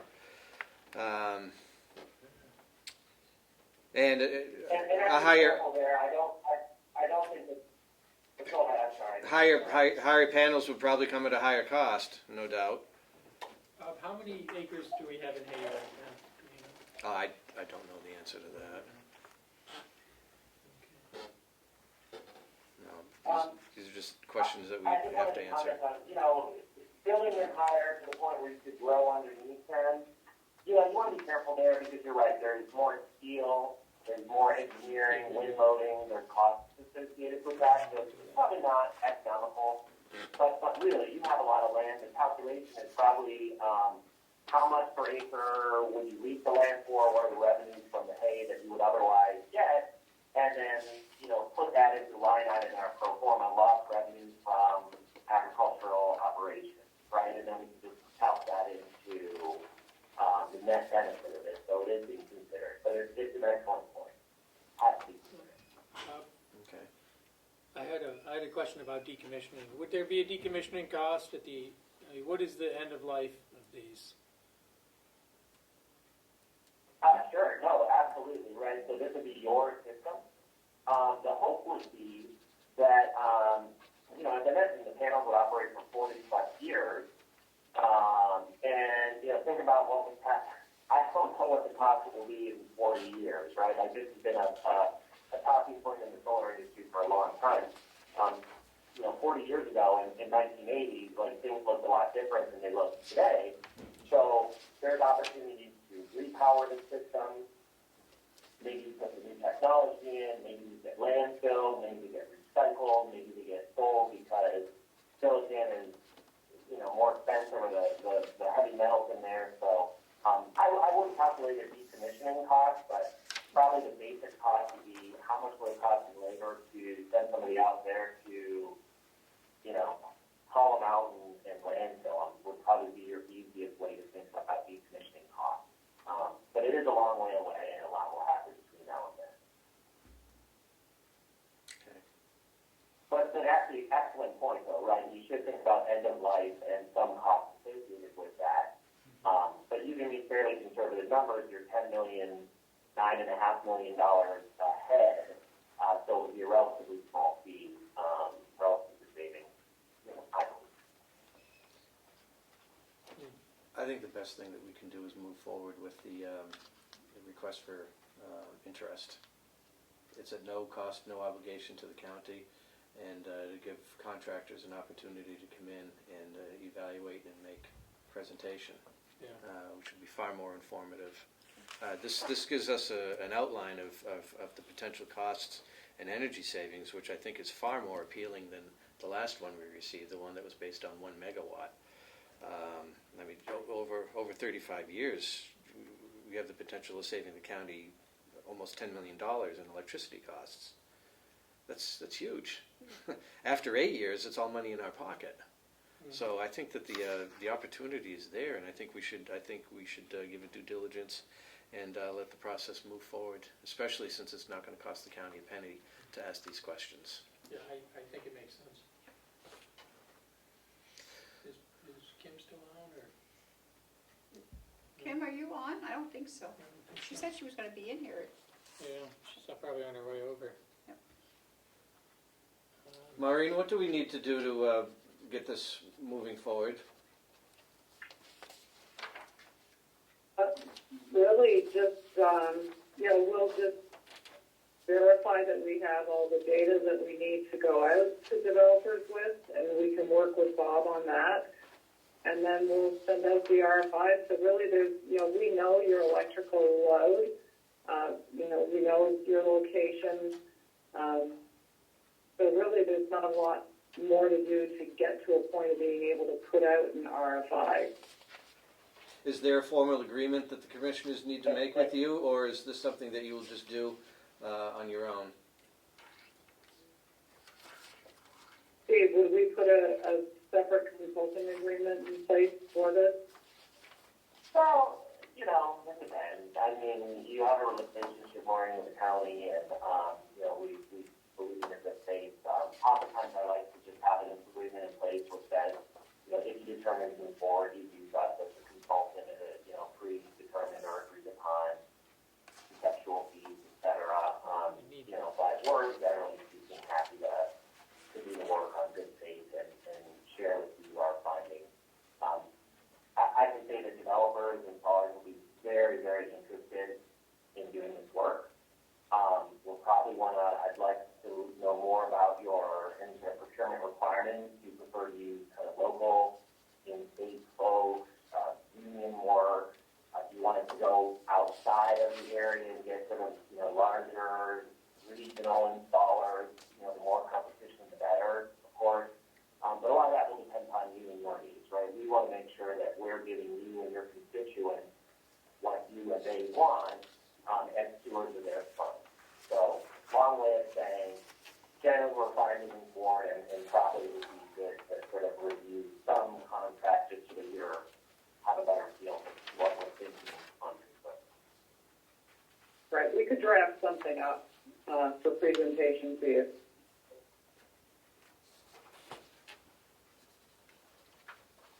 Okay, yeah. We need to see the terms and, Commissioners are saying yes. yeah, what the obligations are. And Yeah.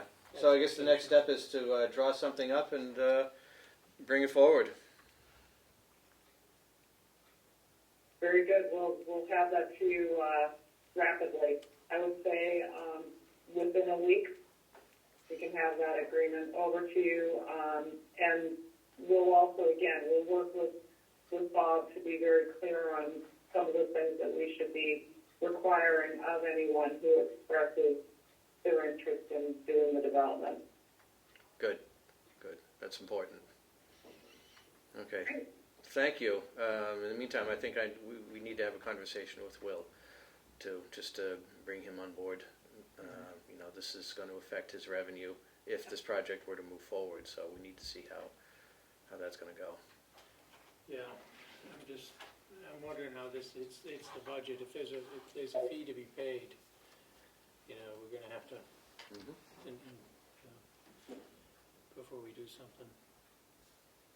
Yep. I think we'd have to at least do some kind of presentation to the delegation at some point. I don't want to make a commitment without some blessing. But the delegation is going to want to have this information. I mean, Absolutely. Right. Yeah. So. So, I think it's prudent. I think it's a good decision. Okay, so Maureen, I think we'll look forward to what you bring forward in the next week or so, and we'll go from there. Bob, have you and Will looked at the location? No, not yet. So Haven't even had the conversation. They proposed the location and. Correct. Yeah. Correct. Because there might be a less productive piece of land. That's better. entirely true. Yeah, okay. But Thank not the blueberry field, not the blueberry. Yes. Thank you very much, Maureen and Steve, for joining us. And we look forward Thank to you, hearing from Commissioners, you. and thank you, Bob. Okay. Talk to you soon. We look forward to working with you. Thank you. Goodbye. Bye. Bye. Okay.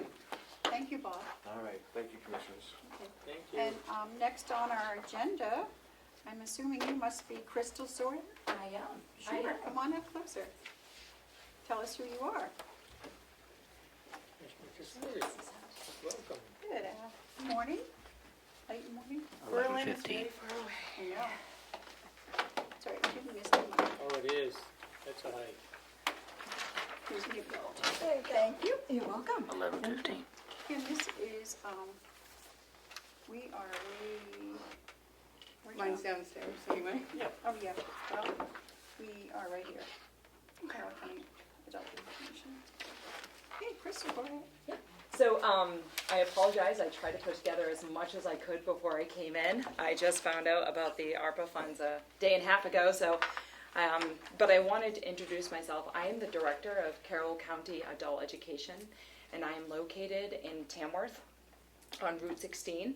So we do service the whole county. We offer a diploma program, an adult diploma program, a high set program, which is just a different brand of GED that the state of New Hampshire adopted in 2012. So it's the same exact thing, just a different brand. And we offer ESL tutoring, which is English Second Language tutoring, and driver's license help, resume writing, computer literacy, basically everything. You walk into my door, I'm going to help you out. So we have been there, we've been in existence for over 20 years. So we are state and federally funded, but last year we were cut. Our funds were cut. So every year, 65%. So every year I typically write grants to help our students with tuition fees and high set fees. In order to get your high set, it's $125 and it's $150 per diploma class. So every year I try to write grants for that and help out my students. But since we were cut 65%, we were given a little bit more back in the fall, but not enough to really run the program because of the influx of students we had during COVID. So we had parents that had to switch jobs but didn't have a diploma or a high set and had to come back to school with us. We had students that did not want to do remote learning. We were open 5 days a week in person. So we had students that didn't and couldn't do remote learning because majority of them had learning disabilities. So they would come in and get help. So we had a lot of students from not only Kingswood and Kennett, we had a lot of students from Interlakes and Moulton Borough Academy. So we are a state diploma. We're 20 credits. We are not 26 credits like the high schools are. So the kids would come to us and get the rest of their credits and graduate. The only thing that you cannot do with a state diploma is you cannot go to an Ivy League school or some four-year universities. You can do everything else. So what we do is when the student enrolls, we not only enroll them in our high set diploma or help them with other aspects of life. If they get their high set or diploma, we help them with the next step. So there's job training. I'm a certified hospitality teacher, so I teach hospitality classes because I know that we need to help the workforce, and that's actually one of our biggest goals. We are partnered, actually Adult Ed is partnered with WIOA, which is Workforce Innovation Opportunity Act, which is part of the New Hampshire Employment Security. So we are partnered with them. So our main goal is to get students either into the workforce or into post-secondary school. So that is what we do. And so these students came to us last year, and we were kind of overwhelmed. So I was looking at what the funds can be used for ARPA, and it definitely ties into what we do and what we need. You may ask, well, why didn't you go for your SAU's ESSER funds? I have students from all over the place. So right now, or the last past school year, I had 7 enrolled from just Kingswood. My fiscal agent is SAU 49, is Kingswood. But I didn't go because I only had 7 students from their school, so I did not tap into their ESSER funds. When this came up, I thought this was more of what would fit us because we are Carroll County, all 56 miles. We help everyone from Jackson to Wolfboro. So my program is growing. I took over in 2017. I had 35 students and only 10 new enrollees for that school year. I am up to 115 students. And I think that's gonna continue. So there was just, like I said, I only have rough numbers because I was told to introduce myself and my school at 11 a.m., but I will be back at 3 o'clock to have more of what we're asking. But like I said, my main goal is to get these students into the workforce or into post-secondary school. A lot of our students go into trade school. And right now, we need that. We don't have any builders, automotive, HVAC, so we try to get them in. Another thing that we do is we are partnered with White Mountains Community College, so that when the students come to our school, they can take 2 free STEM classes in college while they're trying to get their diploma or their high set. So we already had 2 kids this past year that are going to be sophomores when they go into college in September because they took the free STEM classes and got their diploma. So that's basically what we're about. And we actually had 4 ESL students that graduated with their diploma, and they were working 80 hours a week as LNAs and cleaners while they were going to school so that they could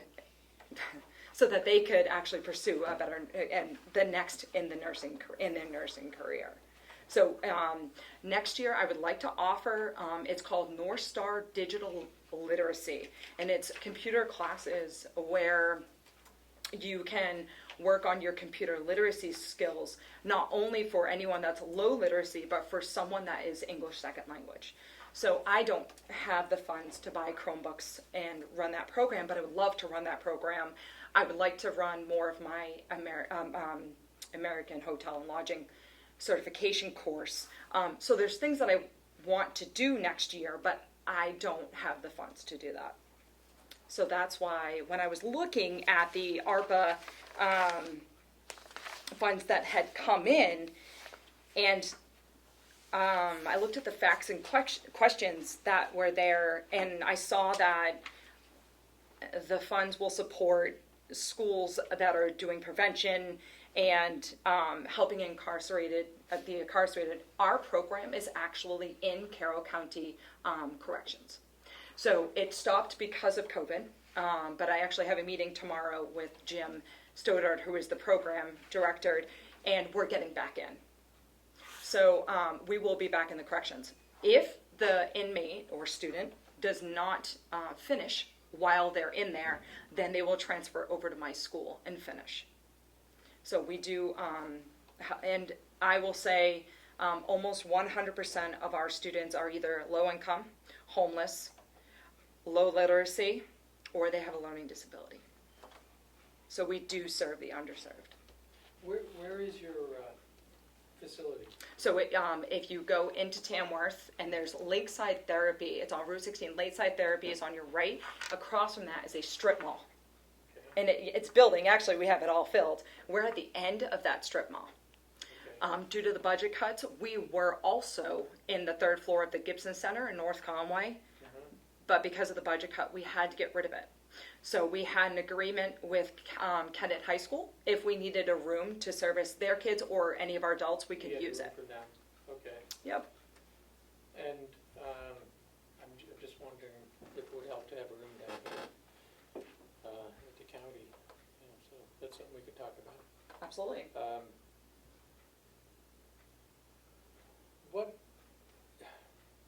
So I'm trying to understand what your entity is. How are you formed as an entity? As in what way? Are you a nonprofit? Yes. Yes, we are regulated by the state. Yeah. So we are a nonprofit, and we do have a 501c. Okay. So it is tricky because our fiscal agent is SAU 49, but in general we are a nonprofit. So we do have a 501c that is the Friends of Carroll County Adult Tutorial Program. That is where I write my grants from. Okay. Yeah. Could we get more information about that and about your financials and that sort of thing? Absolutely. We also, we give. The county does support, outside of ARPA, the county does support entities like yours. Oh, great. It's the first time I've ever heard. So, we have, last year, the current year we're giving away hundreds of thousands of dollars to various groups that do good for the community. So there would be an opportunity there as well. But we should explore this as part of ARPA. You will be coming to the meeting later? Yes, I will. Okay. Yep. So. I just wanted to introduce myself Yeah. before I came at 3 o'clock, and just to let you know who we are, what we do, and if you had any questions. And now, another question, if I may. When you do work with the jail, Carroll County Corrections, when, do you teach classes in, So the we- inside that facility? Yeah, well, we have a teacher that is a qualified teacher that goes in and she just facilitates her classes in there. So she doesn't, so she's separate. And then the teachers are actually, by law, not allowed to follow the inmates when they get out into our facilitator, and in our facility in Tamworth. We have to have someone else because there's some kind of situation there where they can't follow them. So yes, we just have one teacher, and she works with the students there. Yep. And this year, if the student at the corrections was getting their high set, they had to be transferred to Stratford County to take the high set exam, but we're not doing that this year. Okay. We actually have an examiner that's going to go in there and be able That's to good. test them. So it's fantastic. It's going to work out great.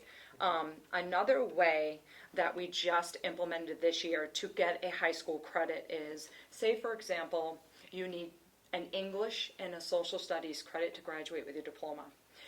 Adult education is competency based. It's not seat hours. So if you go and say, well, I'll take my high set reading test and my high set social studies test, that counts as a credit. So it's and it's fast for some people. So they think, wow, that's fantastic. I can actually graduate with my diploma if I show that I'm competent enough in those subjects. Mm-hmm. So that's been working out fantastic for our students. Mm-hmm. Commissioner Sorry, any questions? I don't. Matthew? I will, but not right now. Okay. I want to What's- learn more, so. What's the dollar figure that you're kind of looking for? Well, it's kind of a 3-year plan that I was thinking of $155,000.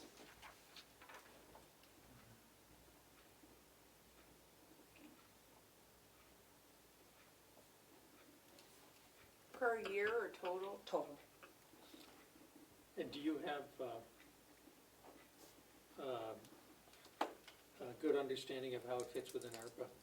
Have you done the analysis I to have. show where it fits in? I have. I know that, yes, because I know that it's COVID related and everything that I have is COVID related as far as the economic impact. And counseling, and I did. I highlighted everything, so I know it fits in. But if there is other monies that I qualify for, I mean, I would look into that also. Either way, either pot of money, it does not matter to me. I feel like we have struggled and we are a hidden jewel. It sounds For this like, county. On both those points, I would agree, just based on what I've heard.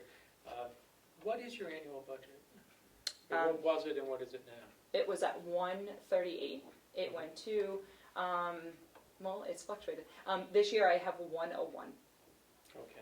And you're struggling just to No, make yeah. ends meet. You had to let some space go. Absolutely, I'm struggling to make ends meet. Yeah. Yep. I think that's the sort of program we should be Yeah, how supporting. many employees do you have? One. Just- Well, I have one coordinator who is now next year. I did not get enough money. She was 29 hours. She went down to 14. And then I have teachers that teach my classes. But last year, due to COVID, we did everything online. But I want to start doing my in-person classes again next year. So I would like to run at least 5 to 6 classes. And you have 115 students right now. Yes, and I'm open all year. Okay. So that is until today. So that's from July 1, because my fiscal year is July 1 to June 30. So I will be ending that fiscal year with about 115, and then it starts back up July 1. So yeah, but I am open all year. And I've never had to ask for funds because we've always had funds in adult ed, but there were so many centers that were not spending their money, and so it was getting rolled over, and they finally took away our rollover money. I never got the chance to grow my programs and keep that money. So it was kind of taken away from me as I'm growing this program. In the letter, you'll see that I am a part of a lot of different community groups, and I met Melissa in one of them. I'm in about 5 to 6 different community groups and outreach. So I just recently partnered with the Osprey Rotary Club, and then they're going to connect me. I'm just connecting, making connections, and that's how I've been getting a lot of my students, and it's been working out fantastic. Do you get any support from the towns? No. Okay. I do. Oh, I do get support from the Tamworth Foundation, Okay. but that's not That's not the town. municipal. Yep, the Tamworth Foundation supported us this past year. They gave us teacher money. They gave us tuition, high set fee money. It was fantastic. But their mission is to support Tamworth residents. And unfortunately, I only have about 7 or 8 Tamworth residents. So I don't know if I would be able to qualify again for the funding in September. But they're fantastic. They've supported us for the past 2 years. Yeah. Yeah. Commissioner? Do you have a card? I don't. Contact information? I apologize. I don't with She me has this. at this time. I'm sorry. Yeah, I think on the letter has it. But I will bring cards in at 3 o'clock, absolutely. Okay. Yeah. Okay, well, thank you very much for coming. Thank It's you. very interesting, and we look forward to seeing you this afternoon. Great. Awesome. Thank you, guys. Thanks for your time. Thank you. Appreciate it. Okay. Do you guys, we have nothing left except for our non-public, so do you want to, You should recess then, probably. well, you have to, Kim has to leave again at 1. Oh, so what do we need to do? Our non-publics then? Yeah, let's Yeah. do our non-publics. Was that gentleman with her? Yes, Yes, that apparently. was the town administrator last week. Oh, It's her I husband. think that's why they left together. I didn't notice that they left together. I just saw him sitting there, and then he was gone. I was like, That was it. I think it was her I husband. can have Sean come over. yeah, ask Sean to Okay. come over. I'm trying to make a motion that we go into non-public under RSA 91-A, 3, Roman numeral 2, subsections. Subsection. Oh, I'm sorry. Sorry. Oh, here, B and B C. and C. I didn't see that, sorry, B Yeah, and it's C. only on her. It's only I'll one. second that motion. All those in favor, roll call vote. Commissioner Tasari, Aye. Commissioner McCarthy, Aye. Commissioner Flash, Aye. 11:32.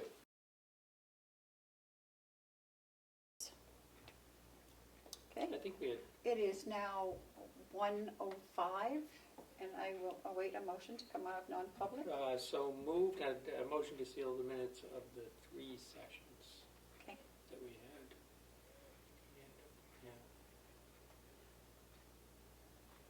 And I will You a second that. Okay. All those in favor, say aye. Aye. So now we are going into recess until the 3 o'clock meeting with combined meeting on the AVA funds with the delegation.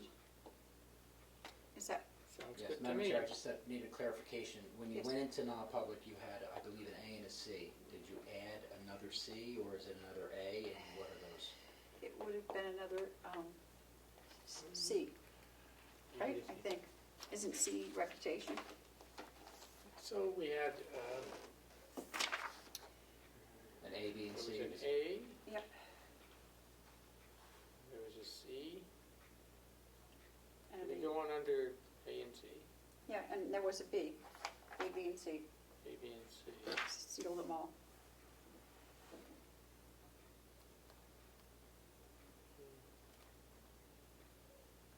Oh, I thought,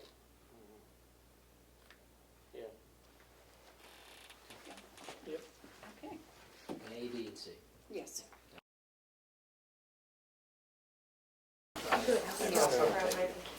Thank you. It's 2:55, we're coming out of recess, going back into our regular meeting.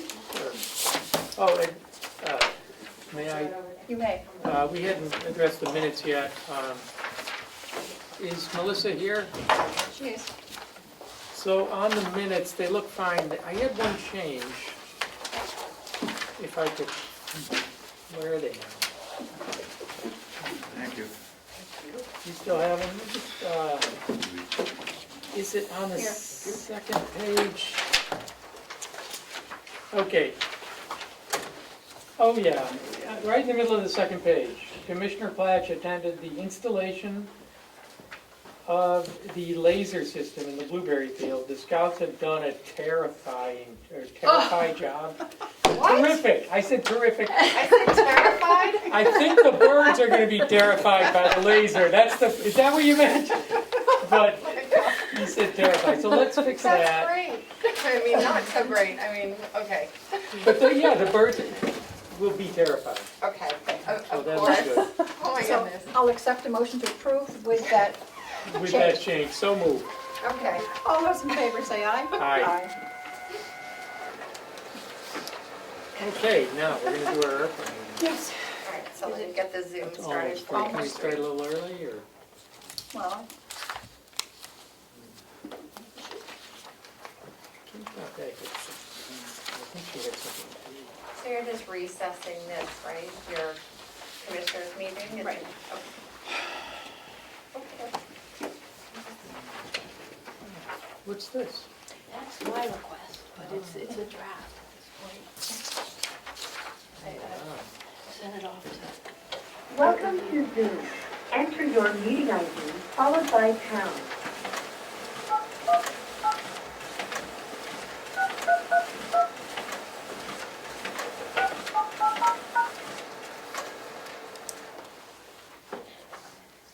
Enter your participant ID followed by pound.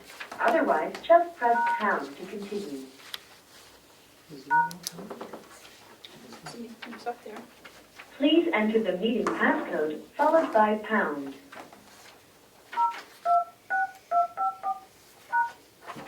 You have not entered any numbers.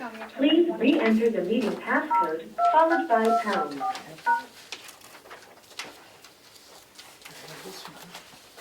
You have not entered any numbers.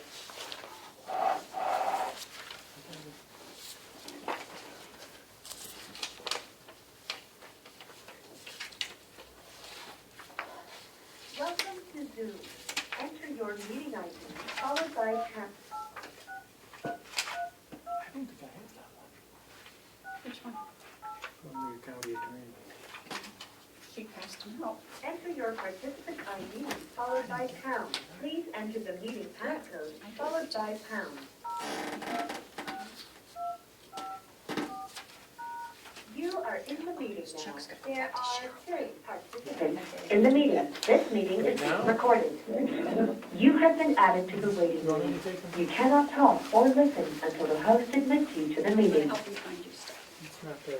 Here's the student Newton. I got that.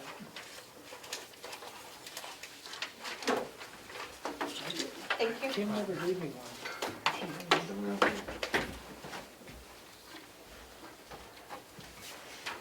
What's the matter? Missing Some something? things with the county attorney's stuff. Remember you gave us all. Yeah, there were 3 of them, I don't, Matthew lost his already. okay. Someone stole it. Is it on the bot? That's our Kim's.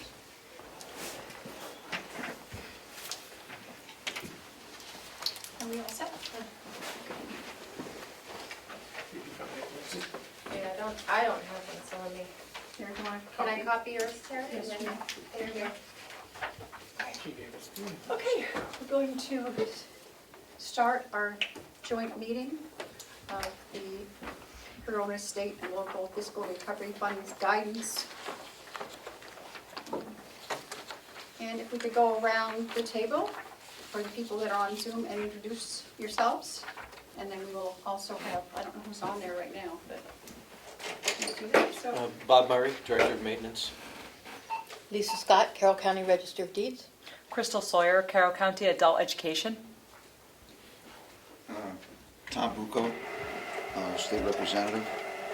Representative Marsh. Matthew Platt, Commissioner. Terry McCarthy, Commissioner. And Melissa, who do we have on, do we have anybody on Zoom? It looks like Sherry Billings, who's also from Carroll County Adult Education. That's her in the corner. And then Julie Dolan is joining us, and I'm not sure who that is. Do you know who that is, Chris? Is it someone with you? Nope, only Sherry. Okay. I Julie know. Dolan is Oh. the broadband committee in Sandwich, perhaps even Carroll County, but maybe she could address that. Okay. Thank you. Ms. Dolan, could you announce who you are? And Yes, my name is Julie Dolan. I am the chairman of the Broadband Advisory Committee in Sandwich. thank you. I don't have a stapler. Would you please tell everybody who you are? Absolutely, yeah. My name is Klaus Telemark. I'm with UNH Cooperative Extension here in Carroll County. Okay. Do you know if Leno is actually coming today? As far as I know, I haven't heard otherwise. Speak of the devil. Speak of the devil. Good afternoon, Chairman on the line. Good afternoon, everyone. How you doing? We got a full room here. Okay, so I think how we'll start today is we're just going to take listen to our guests first, if that is appropriate. Is that, oh, Lisa, you had something else to do this afternoon, right? I do have an appointment later on. Okay, then we will let Lisa go first so that she can get up here to her appointment. If you would.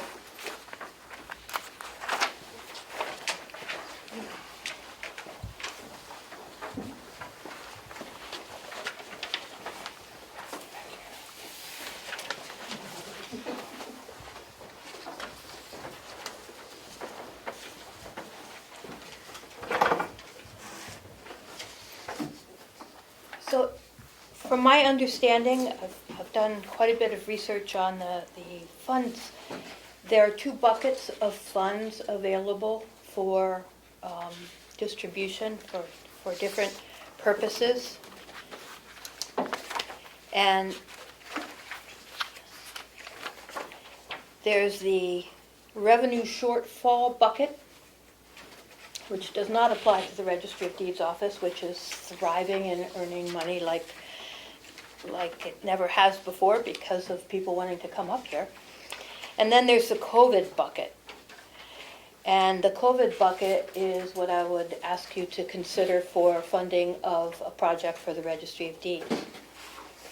The COVID-19 public health emergency, it continues to have a number of negative impacts on the security, the integrity, and the availability of the official land record for Carroll County, which undermines the ability of the registry to deliver its government service. The registry seeks to fund the purchase of equipment and software to address deficiencies.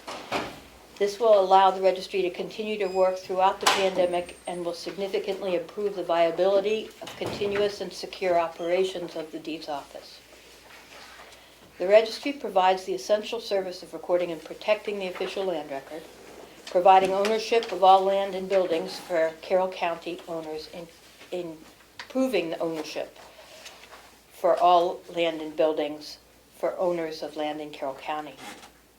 All the real estate transfers, including deeds, mortgages, liens, agreements, and other documents, depend on the sustained and safe operations of the registry.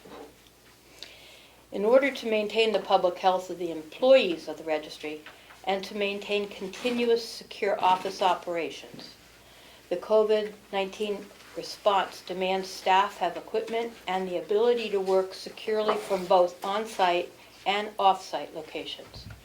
Our historic office structure is in-house and has put us at a disadvantage when responding to the challenges brought on by COVID-19. The registry seeks to equip and prepare to securely operate under the demands of this public health emergency by implementing a fully operational, flexible, and secure workplace with modern remote capabilities and cybersecurity assets in place. The remote capabilities and the cybersecurity program enhancements are targeted to address the negative impacts by, 1, protecting the real-time flow of data between data source location and public access, 2, providing a secure system with a secure portal from remote work that is browser independent and provides a secure layer in front of the registry systems. 3, providing employees a secure remote workplace, limiting contact and exposure amongst the staff and the public, supporting the health and welfare and enabling continuous operations of the office. 4, providing secure remote access to the public, reducing the need for users to travel to the registry. 5, providing expanded secure recording capabilities to government offices and others. 6, replacing vulnerable third-party software, which exposes the office to cybersecurity risks. 7, expanding our cyber threat analysis capabilities to detect and to block malicious cyber activity before it can affect the systems that store and protect our essential public data. And 8, providing the equipment for a secure operational system, enabling a strong economic recovery. The ARPA funds used in support of cybersecurity and a secure remote workplace will allow the registry to protect the staff and to provide the environment to provide threat intelligence, identity verification, cyber capabilities, to monitor and protect critical data stored and maintained within the registry from malicious cyber actors. The operations of the registry, being an essential service necessary for a strong economic recovery in Carroll County, is therefore allowable as a COVID-19 related response to that public health emergency. And this investment will lay the foundation for a strong economic recovery, and the anticipated expenses of the program, costs and purchases of the equipment are approximately $230,000 to $250,000. Thank you, Lisa. Any questions, gentlemen? Yes, I would Representative just Luca? say that it sounds like it meets all the requirements, it falls right in place. Exactly what the money is intended for. Representative Marsh? Um, Comment? Questions? I don't have any questions. I think this is a very worthy project. I am not convinced that we can spend this money legitimately on this project, however, because clearly the registrar has said that she does not have any revenue loss, and clearly this is not a water, sewer, or broadband infrastructure improvement. So I'm afraid that I would not be able to vote in favor of this. Representative Amy, do you have any comments or questions for Lisa? At this point? At this point for her program, no. Okay. Whether it can be paid for under this, I need more convincing. Could I make a comment? You may. So,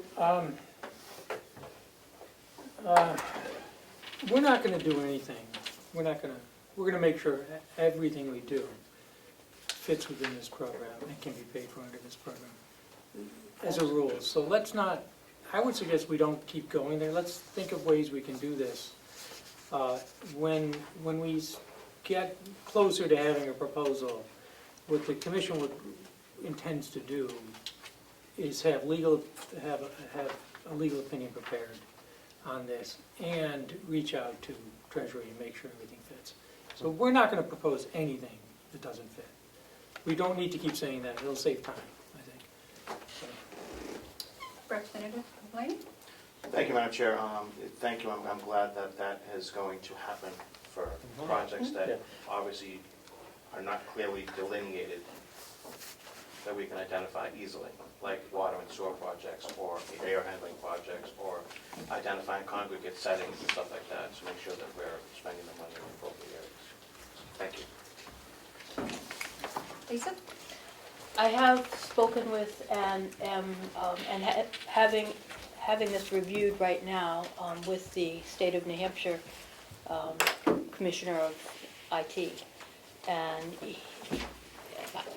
he believes that if I link the needs with the COVID, which they're obviously related, that it falls very clearly in the second bucket. And that he described 2 buckets before I even went into what we were doing. Well, I believe that if the commissioners are going to seek expert opinion on this, then my opinion Right. is irrelevant, so we'll just see what the expert opinion is, and then we'll act accordingly. I think it's a wonderful project. I have no problem with the project.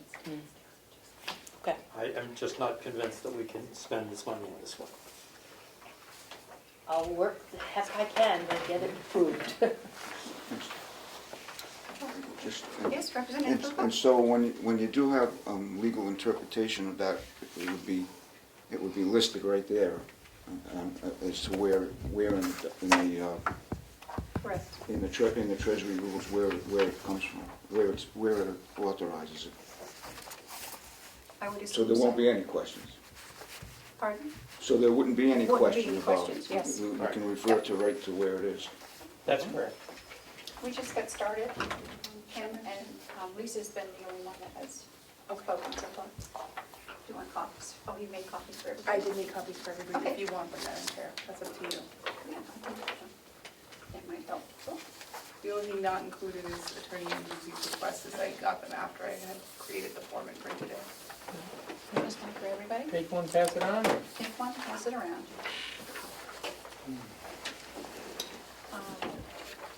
312. Thank you. Okay. Crystal, would you like to be next? Yes, thank you. Tell everybody who you are and who you represent. Great, thank you.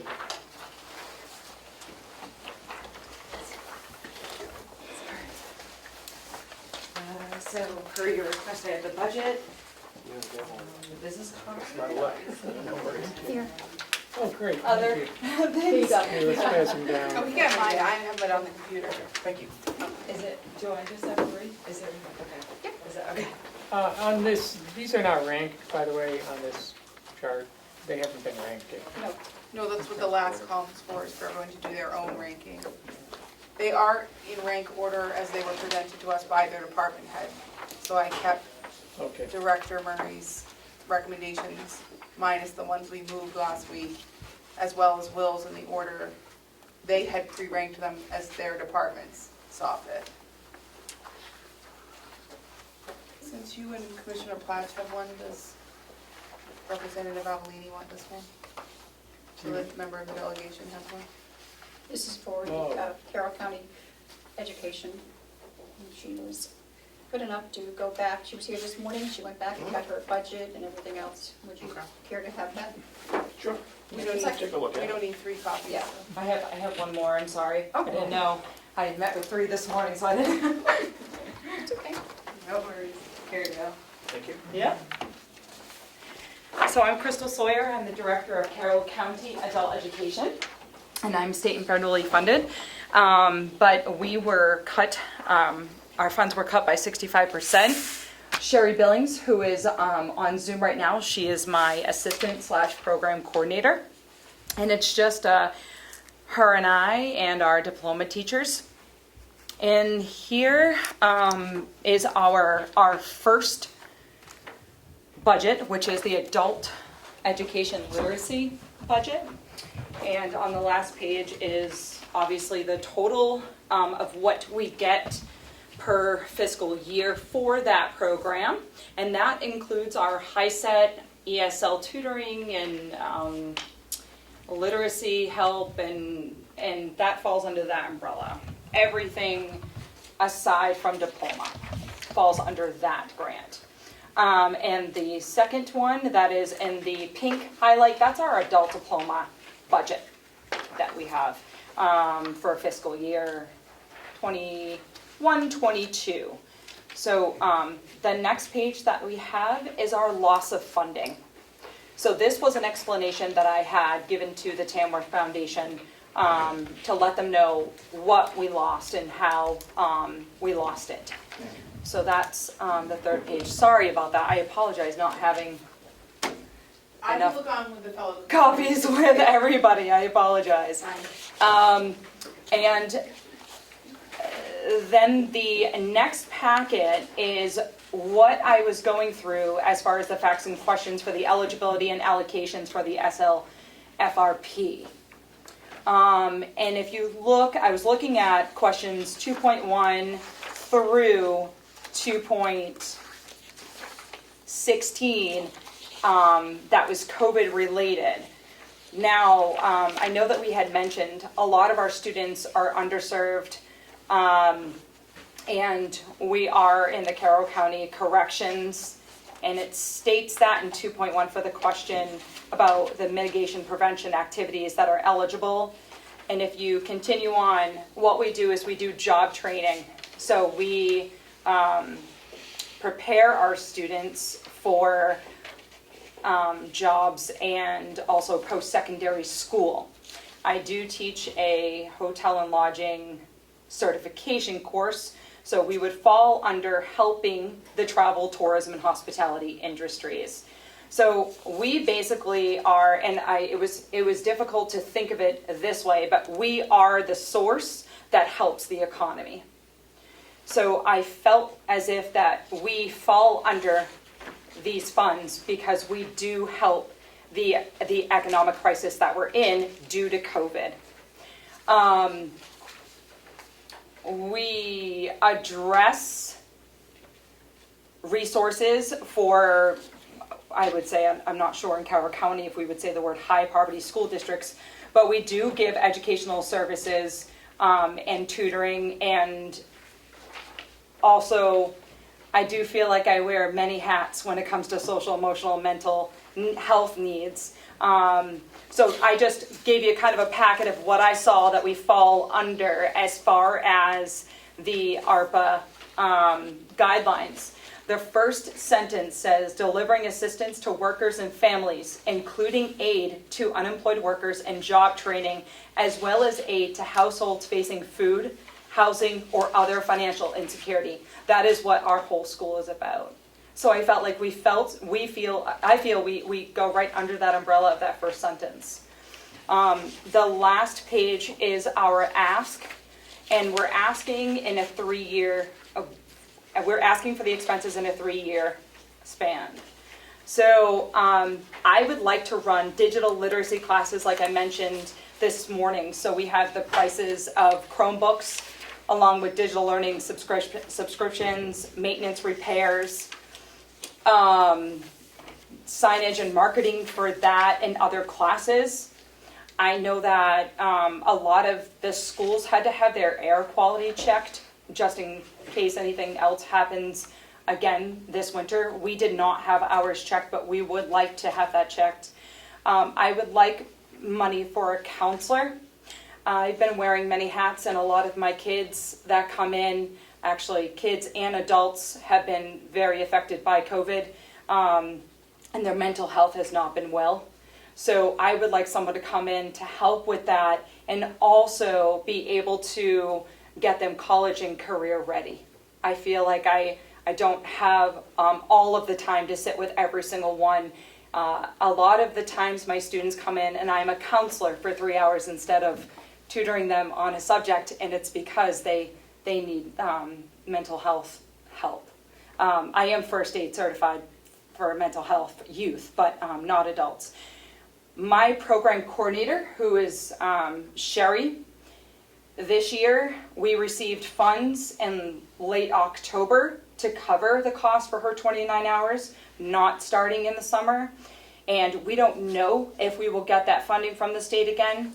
I need her 40 hours a week, especially since we have grown our program over the time of COVID. I need her 40 hours a week, so I estimated right now for next year I have her at 14 hours, so I need her 22 hours more. So I did the 22 hours more for the next 3 years. Teaching staff, I would like to offer more job training opportunities for my students. And also, I forgot to mention this morning, I partner with Northern Human Services, I work with the developmentally disabled. And for the past 3 years, I have taught free classes for their students. And we've provided cooking classes. And so I'd like to go a little bit further with that. It mentions food security. So I used to be able to have food and water included into my budget, but they cut me out, along with graduation ceremony expenses. So we no longer have food and water. I have a lot of low-income students, especially my 16 and 17-year-olds that don't get food at home, come in and kind of, eat all of my food. So I was asking for $300 a year for food for 3 years and a water system. We do not have a water system. Again, I do write grants every year to help my students pay for high set examination fees and diploma tuition fees. So I am asking that for the next 3 years. So my total was $155,735. And that's spread out over 3 years. Correct.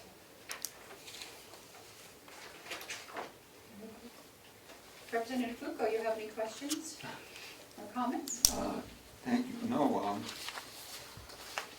so these all sound like worthwhile programs, and to me, they sound like they fit because of the wide disparity that they're allowing us to use. And so, since we're gonna have it checked legally, I think that listed right on the page, it'll say where it does authorize this project, right? I think as a board, we weren't even aware that there was this program. So I know. I'm very happy that you came this morning. Thank you. Yes, I Because, hear that a lot, and I'm trying to get the word out. I was just Representative going to Much? say that based on her calculations on the last page there, she suffered a revenue loss of $82,000 per year, with offsetting increases of $2,000 in ADP and $30,000 from the state, making $50,000 net loss per year. She's asking for $155,000 for 3 years. We may have to turn that a little bit to stay under the total threshold, but clearly we're pretty much matching the revenue loss if we were to grant this, and I think that fits. Representative? Colleen, questions, comments? Not yet, No, Madam Chair, thank you. you're saving it for last, right? Yeah, yeah. Okay, Madam Chair, I have to comment. yes. Crystal, thank you for doing this. Thank you for coming in. I want to see more projects like this supporting the community, helping people in our community. And this fits perfectly, I think. I think it's beautiful. You're welcome, And and you've done I'm your sorry for homework not coming here. sooner. I kind of took over, and I only knew grant writing for small foundations. I never knew that I could go to the county or the city and get help. And to tell you the truth, I really didn't know until my husband started working for the town and became the town manager. I did not know. My assistant told me too. So I kind of been struggling and trying to run this program and without asking for any help. But thank you for listening. I really appreciate it. And we have the numbers and we have the outcomes, and whatever reporting you need, I will get that to you, or whatever numbers I can get that to you. But you're welcome, and thank you. I appreciate you guys listening. As I mentioned this morning, the county does have a program where we fund entities such as yours. And yours would certainly be a worthy fit. That's great. So. Fantastic. Yes, Representative? Thank you, Madam Chair. Given the fact that this would be more in the line of a grant under this program, I think it would be prudent for the commissioners to set a dollar amount for the use of this ARPA money to be distributed to outside entities. And follow up, Madam Chair? Yes. And I also think it should go through the grant review committee. Since the money is leaving the county, it should. We'll have to look at the grant review committee. Okay, you can do that. Thank you. I'll set that up. Okay. I guess, Bus? Hi there. It's nice to meet you, by the way. I know, I mean, this has always been passing. Again, my name is Klaus Telmark, I'm with UNH Cooperative Extension. Several weeks ago, I sent a letter to the commissioners and to the delegation chair for myself and Director of Cooperative Extension, Ken LaValle. And that letter really was just to say that, you know, we've partnered, you know, over the years and done a lot of programming here for the county for the years and in our various program areas and extension. And knowing that this money was coming available to you, we wanted to make ourselves available as the resource that we've always been. You know, so that if there are projects that fall within our program areas, I highlighted several in the letter, that if we have resources that can be a support to the county, that we want to be able to make those stuff known. You know, it's just like there's programs we're not always aware of, and it's always hard to be fully aware of the full extent of the programs that Extension and the university offer. So I'm really here as a representative from Extension to listen and to hear what's going on, what thoughts you guys have in your head, and if there are opportunities that we have resources that can support the efforts or efforts you feel that are here in the county that you want to allocate these dollars for, that, you know, we can help support that and provide you with resources. And again, so a lot of them were highlighted in that letter, and it's as much I feel here to be here as a listener, and if there are connections, and be that connection to the university for the county and a resource. So. We used UNH Cooperative Extension this past winter for our developmentally disabled students that wanted to learn how to cook on their own.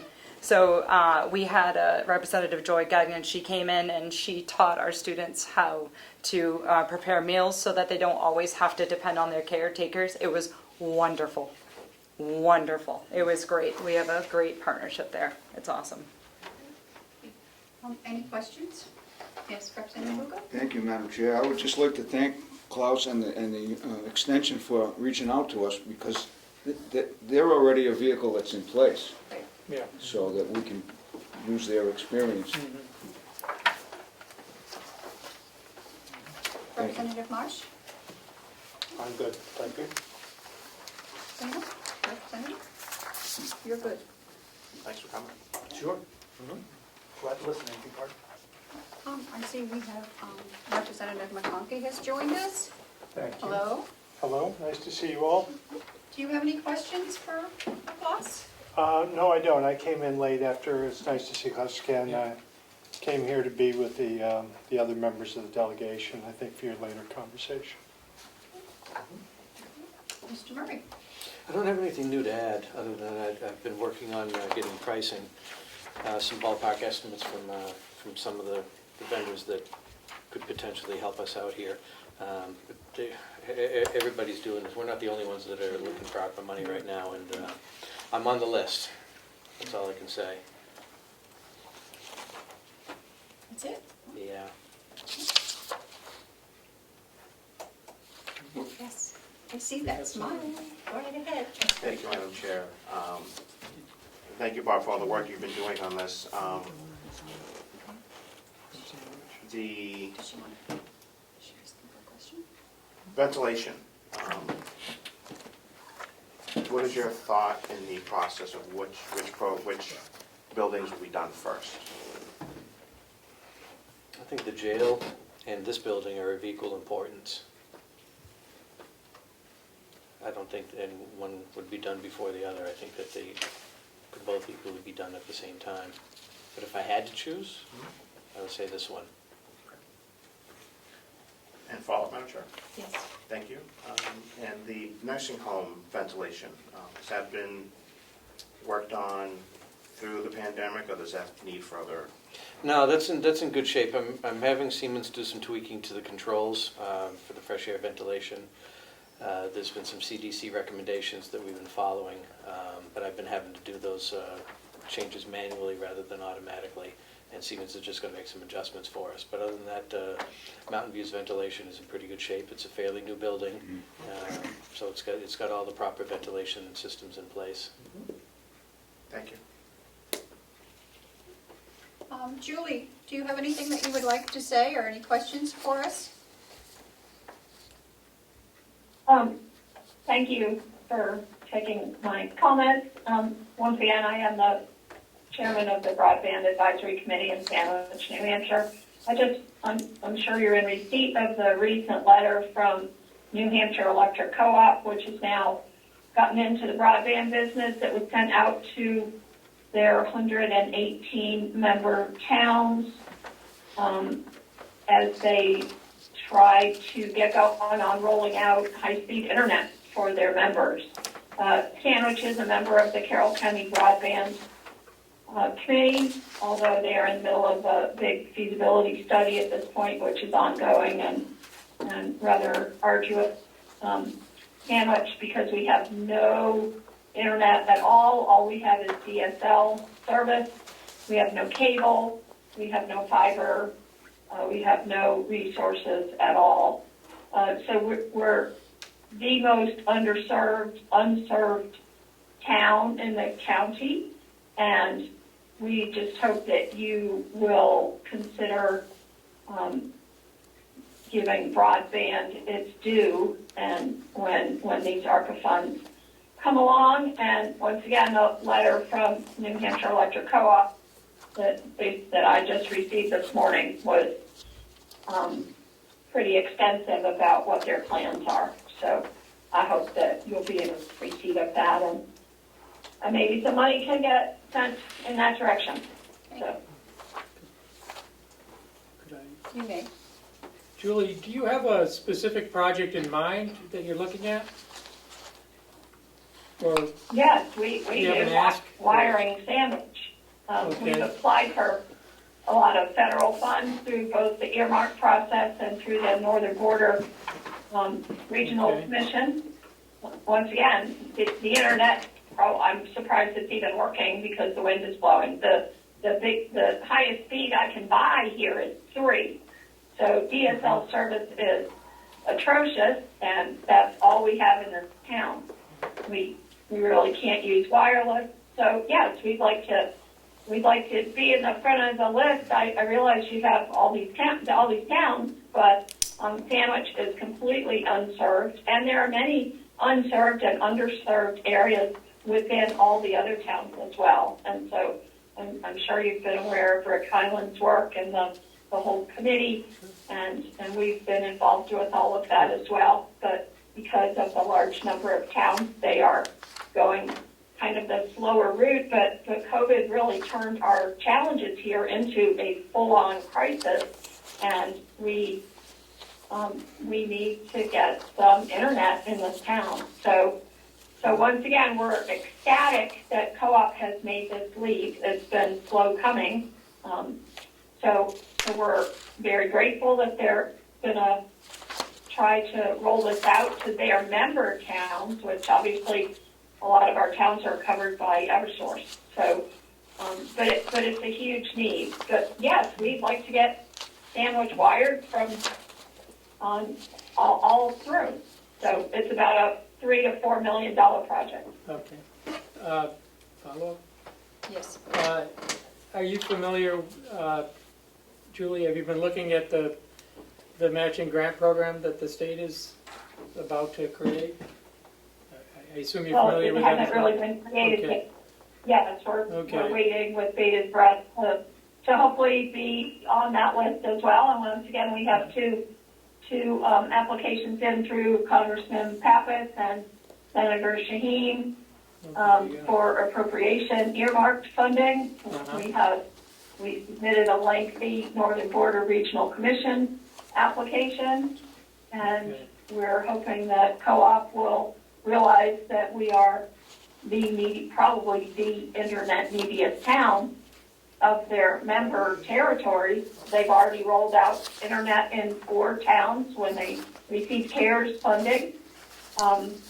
So once again, that letter just came out this morning. I know it went to count all the counties as well. So I just wanted to make you aware of that and make sure that you were in receipt of that, and read what they have to say about trying to form these public-private partnerships to move this along. It's a huge necessity. I think what we would need is some sort of specific proposal with some details in it, and that would also address the private funding component. And I have a question, Julie. Has Sandwich joined voted to join the Communications District Planning Committee? Do you know? We did take it to town meeting in a warrant article, Okay. because we will do whatever is necessary on that front. Well, Okay. once again, we felt that we've had to move out on our own a little bit because of the time frame that the Carroll County Broadband Committee is on. So we really can't afford to wait the 2 years just for the feasibility study and then the potential 5 to 10-year rollouts that this could be. And once again, I'm not necessarily here to specifically ask for funding other than broadband in general for the county. And once again, especially with this new information coming from New Hampshire Broadband, which is the subsidiary of New Hampshire Electric Co-op, that you really delve into that and try to avail yourself of the outreach that they're finally putting forward to get this moving. So, like I said, it's been a long time coming. So. Well, let me assure you, we're working closely with Carroll County Broadband. I speak to Rick personally quite often. I don't know if I'm vice chair of that committee, and so we are considering broadband. It's certainly an allowable expense. Great. So should Sandwich follow up with some type of letter to you specifically to, how should we best handle that to make you aware of our particular situation? If you have a specific request, we would certainly look at it. And just send that to the commissioners? Sure, yes. Representative, you have a question? I do. Just a question to the Julie, if it's okay. Yes, certainly. Do you guys have cable TV in your town? No, we do not. None. We have no cable at all. About 30 years ago, a cable franchise wanted to come here and cherry pick the center of town, and the town fathers said no. So we have no cable franchise at all. We have 1,350 full-time residents. It swells to about 5,000 in the summer. We have 100 miles of roads, rural roads, and as you know, a large area. But no, we have no cable, only DSL. The Sandwich is unserved. So, Sandwich is completely unserved. no Yep. broadband. Thank you. I think only Chatham is worse. And unfortunately, Chatham is all Eversource. So, Thank you, Julie. you're welcome. Thank you.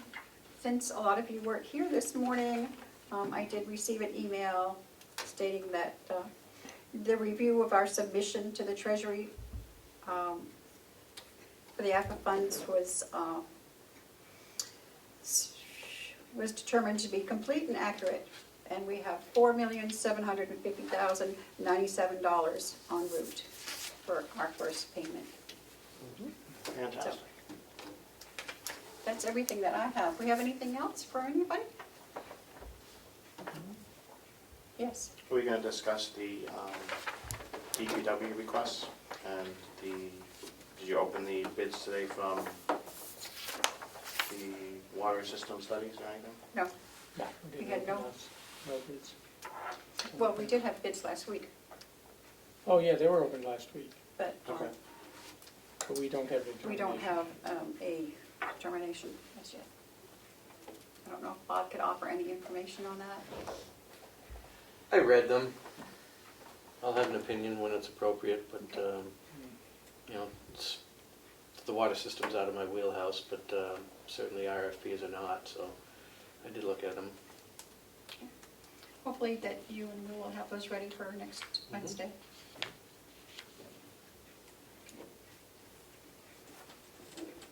Yes, Representative? Thank you, Madam Chair. Do we have any pricing on the hydrants or the meters or anything to review? We do not. To Thank my you. knowledge, we do not. Thank you.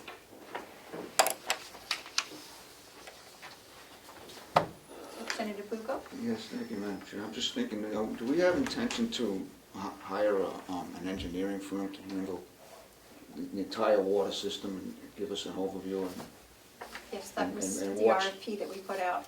watch it? Yeah, okay, thank you. And oversee whatever work we actually do. Yes. Thank you. You're welcome. Commissioner Tessari, do you have any questions, comments? Just if people want to fill out the priority checklist and give it back to me, we can move projects up and down as we see fit. If they don't see fit to do it, that's up to them. But I will take the data, compile it, continue to add to the list as ideas come to light so that they're tracked. There are 3 that are not on your list for consideration today that came from the county attorney prior to me putting out the list for today's meeting. That's right. So I have put them on the list, but it's not on everyone's printed list, but I will continue to update the list as I'm provided information from the committee, and whoever chooses not to do it can choose not to do it. County attorney, is she going to come in and speak for her proposal? I didn't ask her. Would you like me to find out if Yes, she's please. available? Yep. Yes. Okay. Couple questions for Bob. Yes, certainly. Should everyone, is it appropriate to give Did you reach everyone a out to any copy of this vendors yet, on or the we air wait handlers? her Yes, letter? I did. Oh, I thought we did. I have a meeting with them on the 30th. There's too many people talking at once, I can't hear. Sorry. I have a meeting with the Siemens representative, the engineering team on the 30th, which is a week from today. Said I don't have the numbers, but I do have an appointment that they're going to come out and take a look, Okay. do a site review. Great. Would they follow up? Yes. Would they be part of the program to get these things done? It depends on how we approach putting these projects out, but I would suspect that Siemens would be a top candidate, seeing as they're pretty well invested in everything that's been going on here the last couple of years. Yeah, another follow-up? Yes. If you do go to an outside vendor, how would that affect their contract with us? I think only, the project has been going on for a couple of years now. The controls end of the project is the only thing that's hanging out there, and that's supposed to be finished up by the end of July. Everything else, we have already enjoyed the 1-year warranty on the equipment and installation, so it wouldn't affect any equipment. And any equipment that we're looking at changing wasn't anything that was part of their project anyways. So, but I would like to make sure that it's integrated into the control system, so they would have to be a part of at the very least, the control work. I would like to see them part of the installation of the systems, but that's yet to be determined. No follow-up, Madam Chair? Yes. The premise was that we were going to save electricity in order to pay for the upgrades. If changing some of the infrastructure, would that offset some of those savings down the road, or would they have to redo that contract with us, per se? They would be involved in reviewing the numbers. Like I said, Siemens would be a very important part of this system. If we do change the numbers, if we do change them materially, it could affect it. I suspect that the numbers would be better in our favor, but certainly the numbers would change. Follow-up? Yep. Yes. And since we'd be going to newer equipment, you would think we might have additional savings? Yes. Thank you. Thank you. Yes, absolutely. Melissa, were you able to get a hold of? Yeah, she's not in the office, but she is working on calling in. Okay. And I understand we have to do this in non-public. One of them is a non-public issue.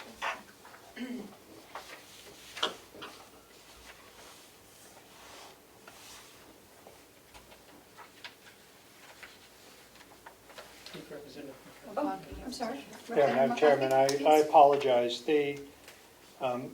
Is there going to be another meeting, or is this the end of this meeting with the commissioners on the use of the ARA funds?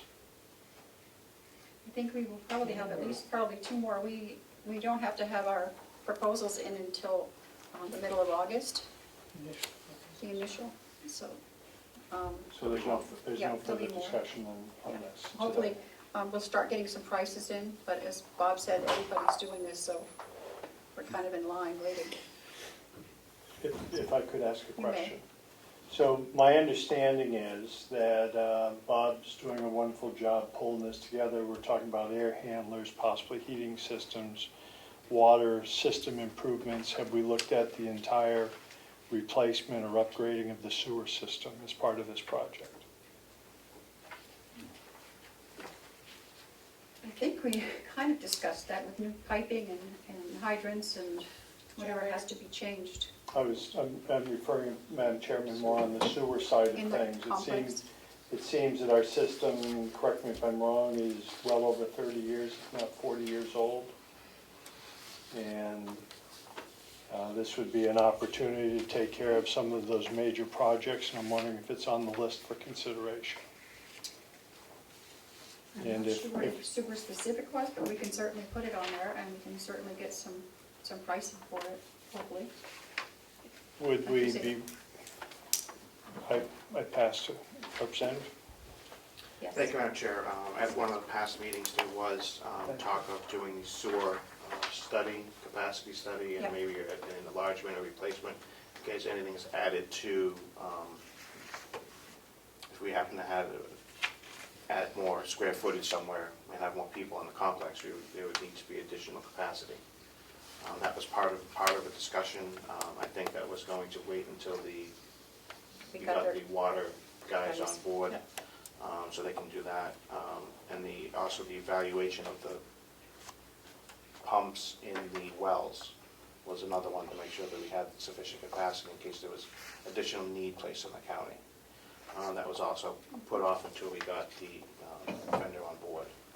So, forgive my ignorance, so the money's being awarded to, Madam Chairman, being awarded to the county for these, and I just heard you say that we have 4 million something that's been processed, it's coming, it's my understanding that we have $9 million in possibly in play. Is there a time frame that this has to be implemented, under construction or spent, or we lose that money? I believe we have, it's 4 years? 4 years. We have 4 years. But we do have to have the proposals in August. I believe. And do the commissioners feel confident that we have enough personnel to get this done in that time? Or should we be subbing out? Because being in line with everybody else is not where I want to be. Right. We are, like I say, with the water, have put an RFP out because the delegation was kind enough to give us some money, which I had asked for before this came out. And we are looking at hiring, I don't think you would hear Mark, about hiring an attorney to do all these proposals for us to make sure we're doing them all legally and they're properly. Okay. Great. So, So if I could, on this list that's been generated here,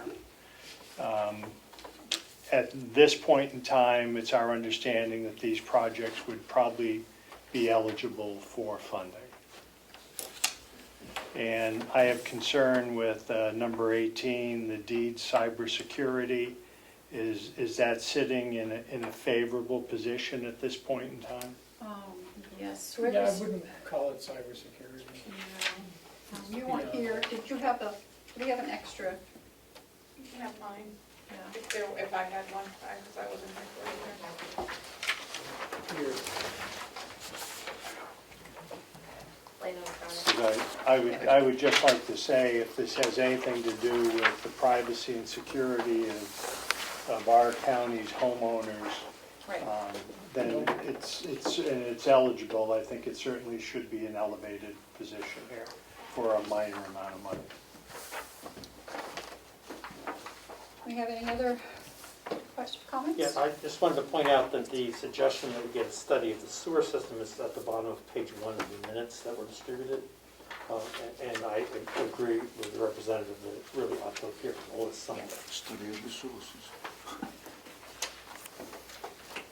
Representative Bucco, you had your? I did, I just had a question on the $4.9 million that you were referring to. I don't know what that refers to. That's part of the money. We're getting half of it First tranche. within the next few days. So we're getting the money before we have individual projects. Yes. Yes. And so how are we protecting that? It's just going into a separate interest-bearing account until we get approval on the projects. Is there instructions in these rules that state what we need to be doing with that? No, not to my knowledge. No, but it was approved, they wouldn't have transferred the Right. The what? money. In the application, it was set forth, but it was going, they wouldn't have transferred it. They approved it, They approved our application. which Yeah, included. but I'm asking if in the treasury No. rules, is there any I don't believe so. It was covered in the application. No, he wants, what we do with the money until we get approval for the projects. I'll look for it, thank you. I don't think so. I think it was just that, that's what we were doing, putting it in Yeah. an interest-bearing, separate account. Yes. With 2 lots. Two of them. Madam Chair, when I'm gonna be very careful, because I had to sign for that, so I'm gonna know where that Yeah, money is every minute. Good, thank you. Representative? Thank you, Madam Chair. Do we need a motion to accept the minutes from our last meeting, or are you going to handle that? Do we have them? They're in the packet, our full day packet. Oh, Yeah, we're- To be honest with you, I have not had a chance to June read them, 9th. because we just got them today. We could table it then.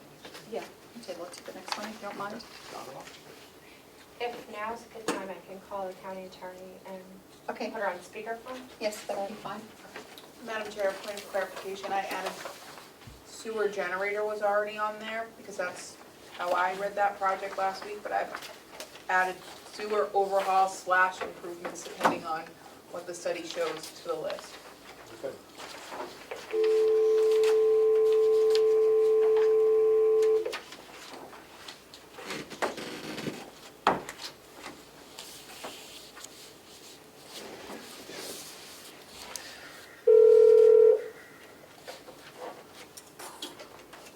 Hello? Hello, Hello? Good Michaela. afternoon. How are you? We're fine. We have our committee here. We have Representative Avellini, Representative Marsh, Representative Bucco. We have Crystal, who was here this morning. Representative McConkey is here. Bob is here, and Klaus from UNH. So we're all waiting to hear your proposal. Thank you so much. I understand.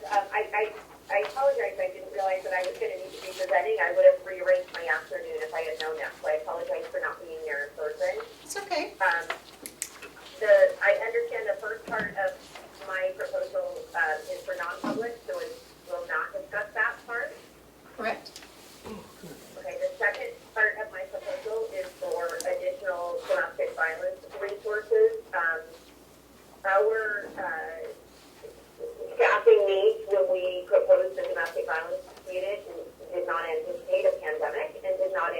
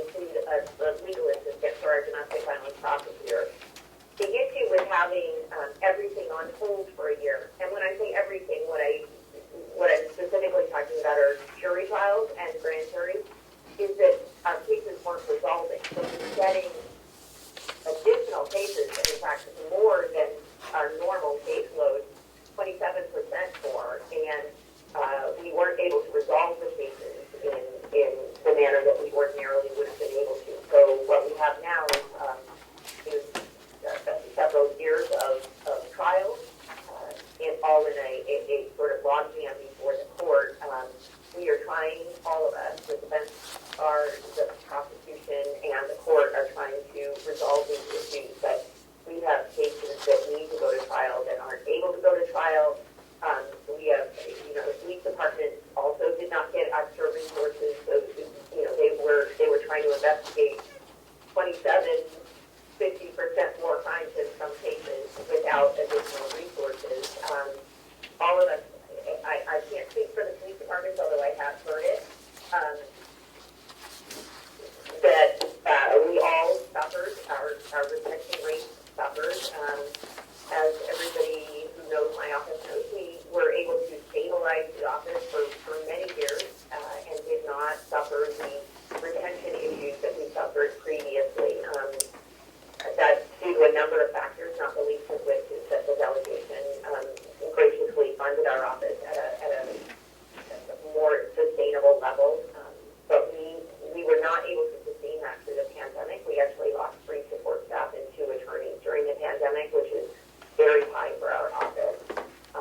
So we had that additional issue with trying to carry caseloads and trying to fill in where we didn't have support staff, and then had to train new people during the pandemic. When we couldn't get close, when we were trying to stay on teams so that in case anybody got sick, the whole office wouldn't be taken out. So we've experienced all of that, and what I believe one of the issues that would help with that is to have a domestic and sexual violence investigator on staff, a full-time one. Now, what we've learned over the past year, taking in the misdemeanor domestic violence cases, in addition to the felony domestic violence cases, that some of these smaller departments do not have the resources for these complex and full-scale investigations. The larger police departments obviously do, but we have a lot of rural small departments that only have 2 police officers. So when you get a complicated case involving multiple family members, it is extremely time-consuming. And there was a statewide, or well, actually a rural grant for an investigator for a few years, and we utilized that quite a bit, but that is no longer the case. And so I think that this funding would provide us with an opportunity to have an investigator. We understand that sometimes there's a reticence to use grant funds for a position because the county then feels like they have to keep the person on. In my prior employment, when we had grant-funded positions, those positions were accepted under the understanding that it was time-limited and that it was only for the duration of the grant, and there was no guarantee that those people would be able to keep their jobs after the grant ran out. And I think that is absolutely feasible, and I think that that's the wise thing to do. So we were hoping to add a domestic violence investigator during the time that we have access to the ARPA funds. I do think it needs squarely within the ARPA guidelines. In order to do that, we were hoping to get more space. As everybody knows, space, although we have enough offices for the people we have now, it is absolutely tight, and it is for now. It is not going to be okay in 5 years. So we were hopeful that we could expand that. I have, for a long time, as everybody knows, thought that the delegation would make the most sense from a fiscal perspective because it is directly next to our office and it could very easily be made part of a secure area. We do like to keep our staff behind security. We don't have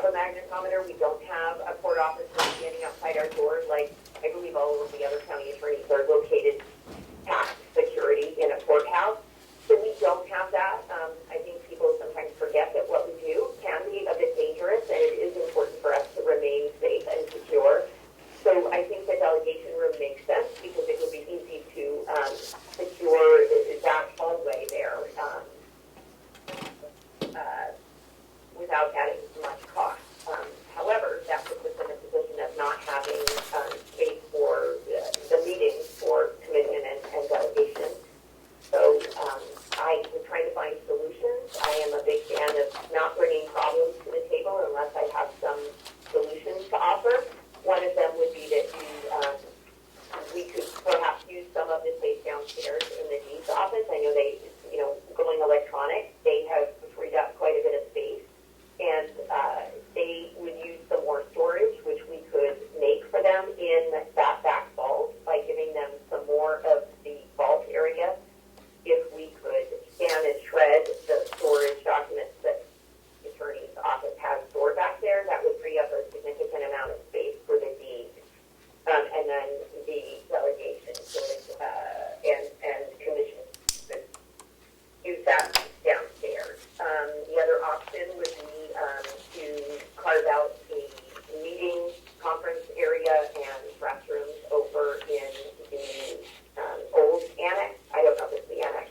Sorry, the old nursing home. Things that could be done rather inexpensively, particularly since it is not. We're not asking that it be used full time as an office space, but just for meeting rooms. And my understanding is that there are different rules that apply to that. So I think that would be an inexpensive solution as well. The next thing I was asking for was funding for mental health treatment for low-level offenders. We do not have a mental health court. We do not have much alternative sentencing in Carroll County, and that is a funding issue. We did add, 4 years ago, we added a drug court, and that has been very successful. We did that with funding from the state. So Carroll County didn't have to fund that. It has been successful. I am a firm believer in getting people rehabilitated so that they can contribute to our society, if at all possible. There definitely are people who need to be incarcerated, but there are also people who could be treated, but for their lack of finances. And so I think that making a mental health court in Carroll County would be something that would be beneficial to everybody. That involves allocating some funds for mental health treatment for low-level offenders. We do not have treatment for low-level drug offenders in Carroll County either. Our drug court is a high-risk, high-need, and we can't put low-level offenders in that drug court because it's dangerous to mix people who are fully entrenched in that sort of culture with people who are just beginning down that path. So we don't have the funding to do both. I think it would be wise to do that, but that obviously would depend on the funding availability.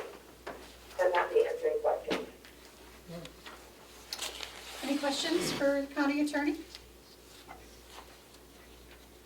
No? I don't think we have any for you, Michaela, right now. But thank you so much for the opportunity to address it. All right, thank you. Any questions for anybody? Comments? No? Then I would take a motion to adjourn. Motion to adjourn. Seconded. All those in favor, say aye. Aye. Aye. And we will come out with the next meeting. 4:05. Hopefully we'll have a lot more information by then.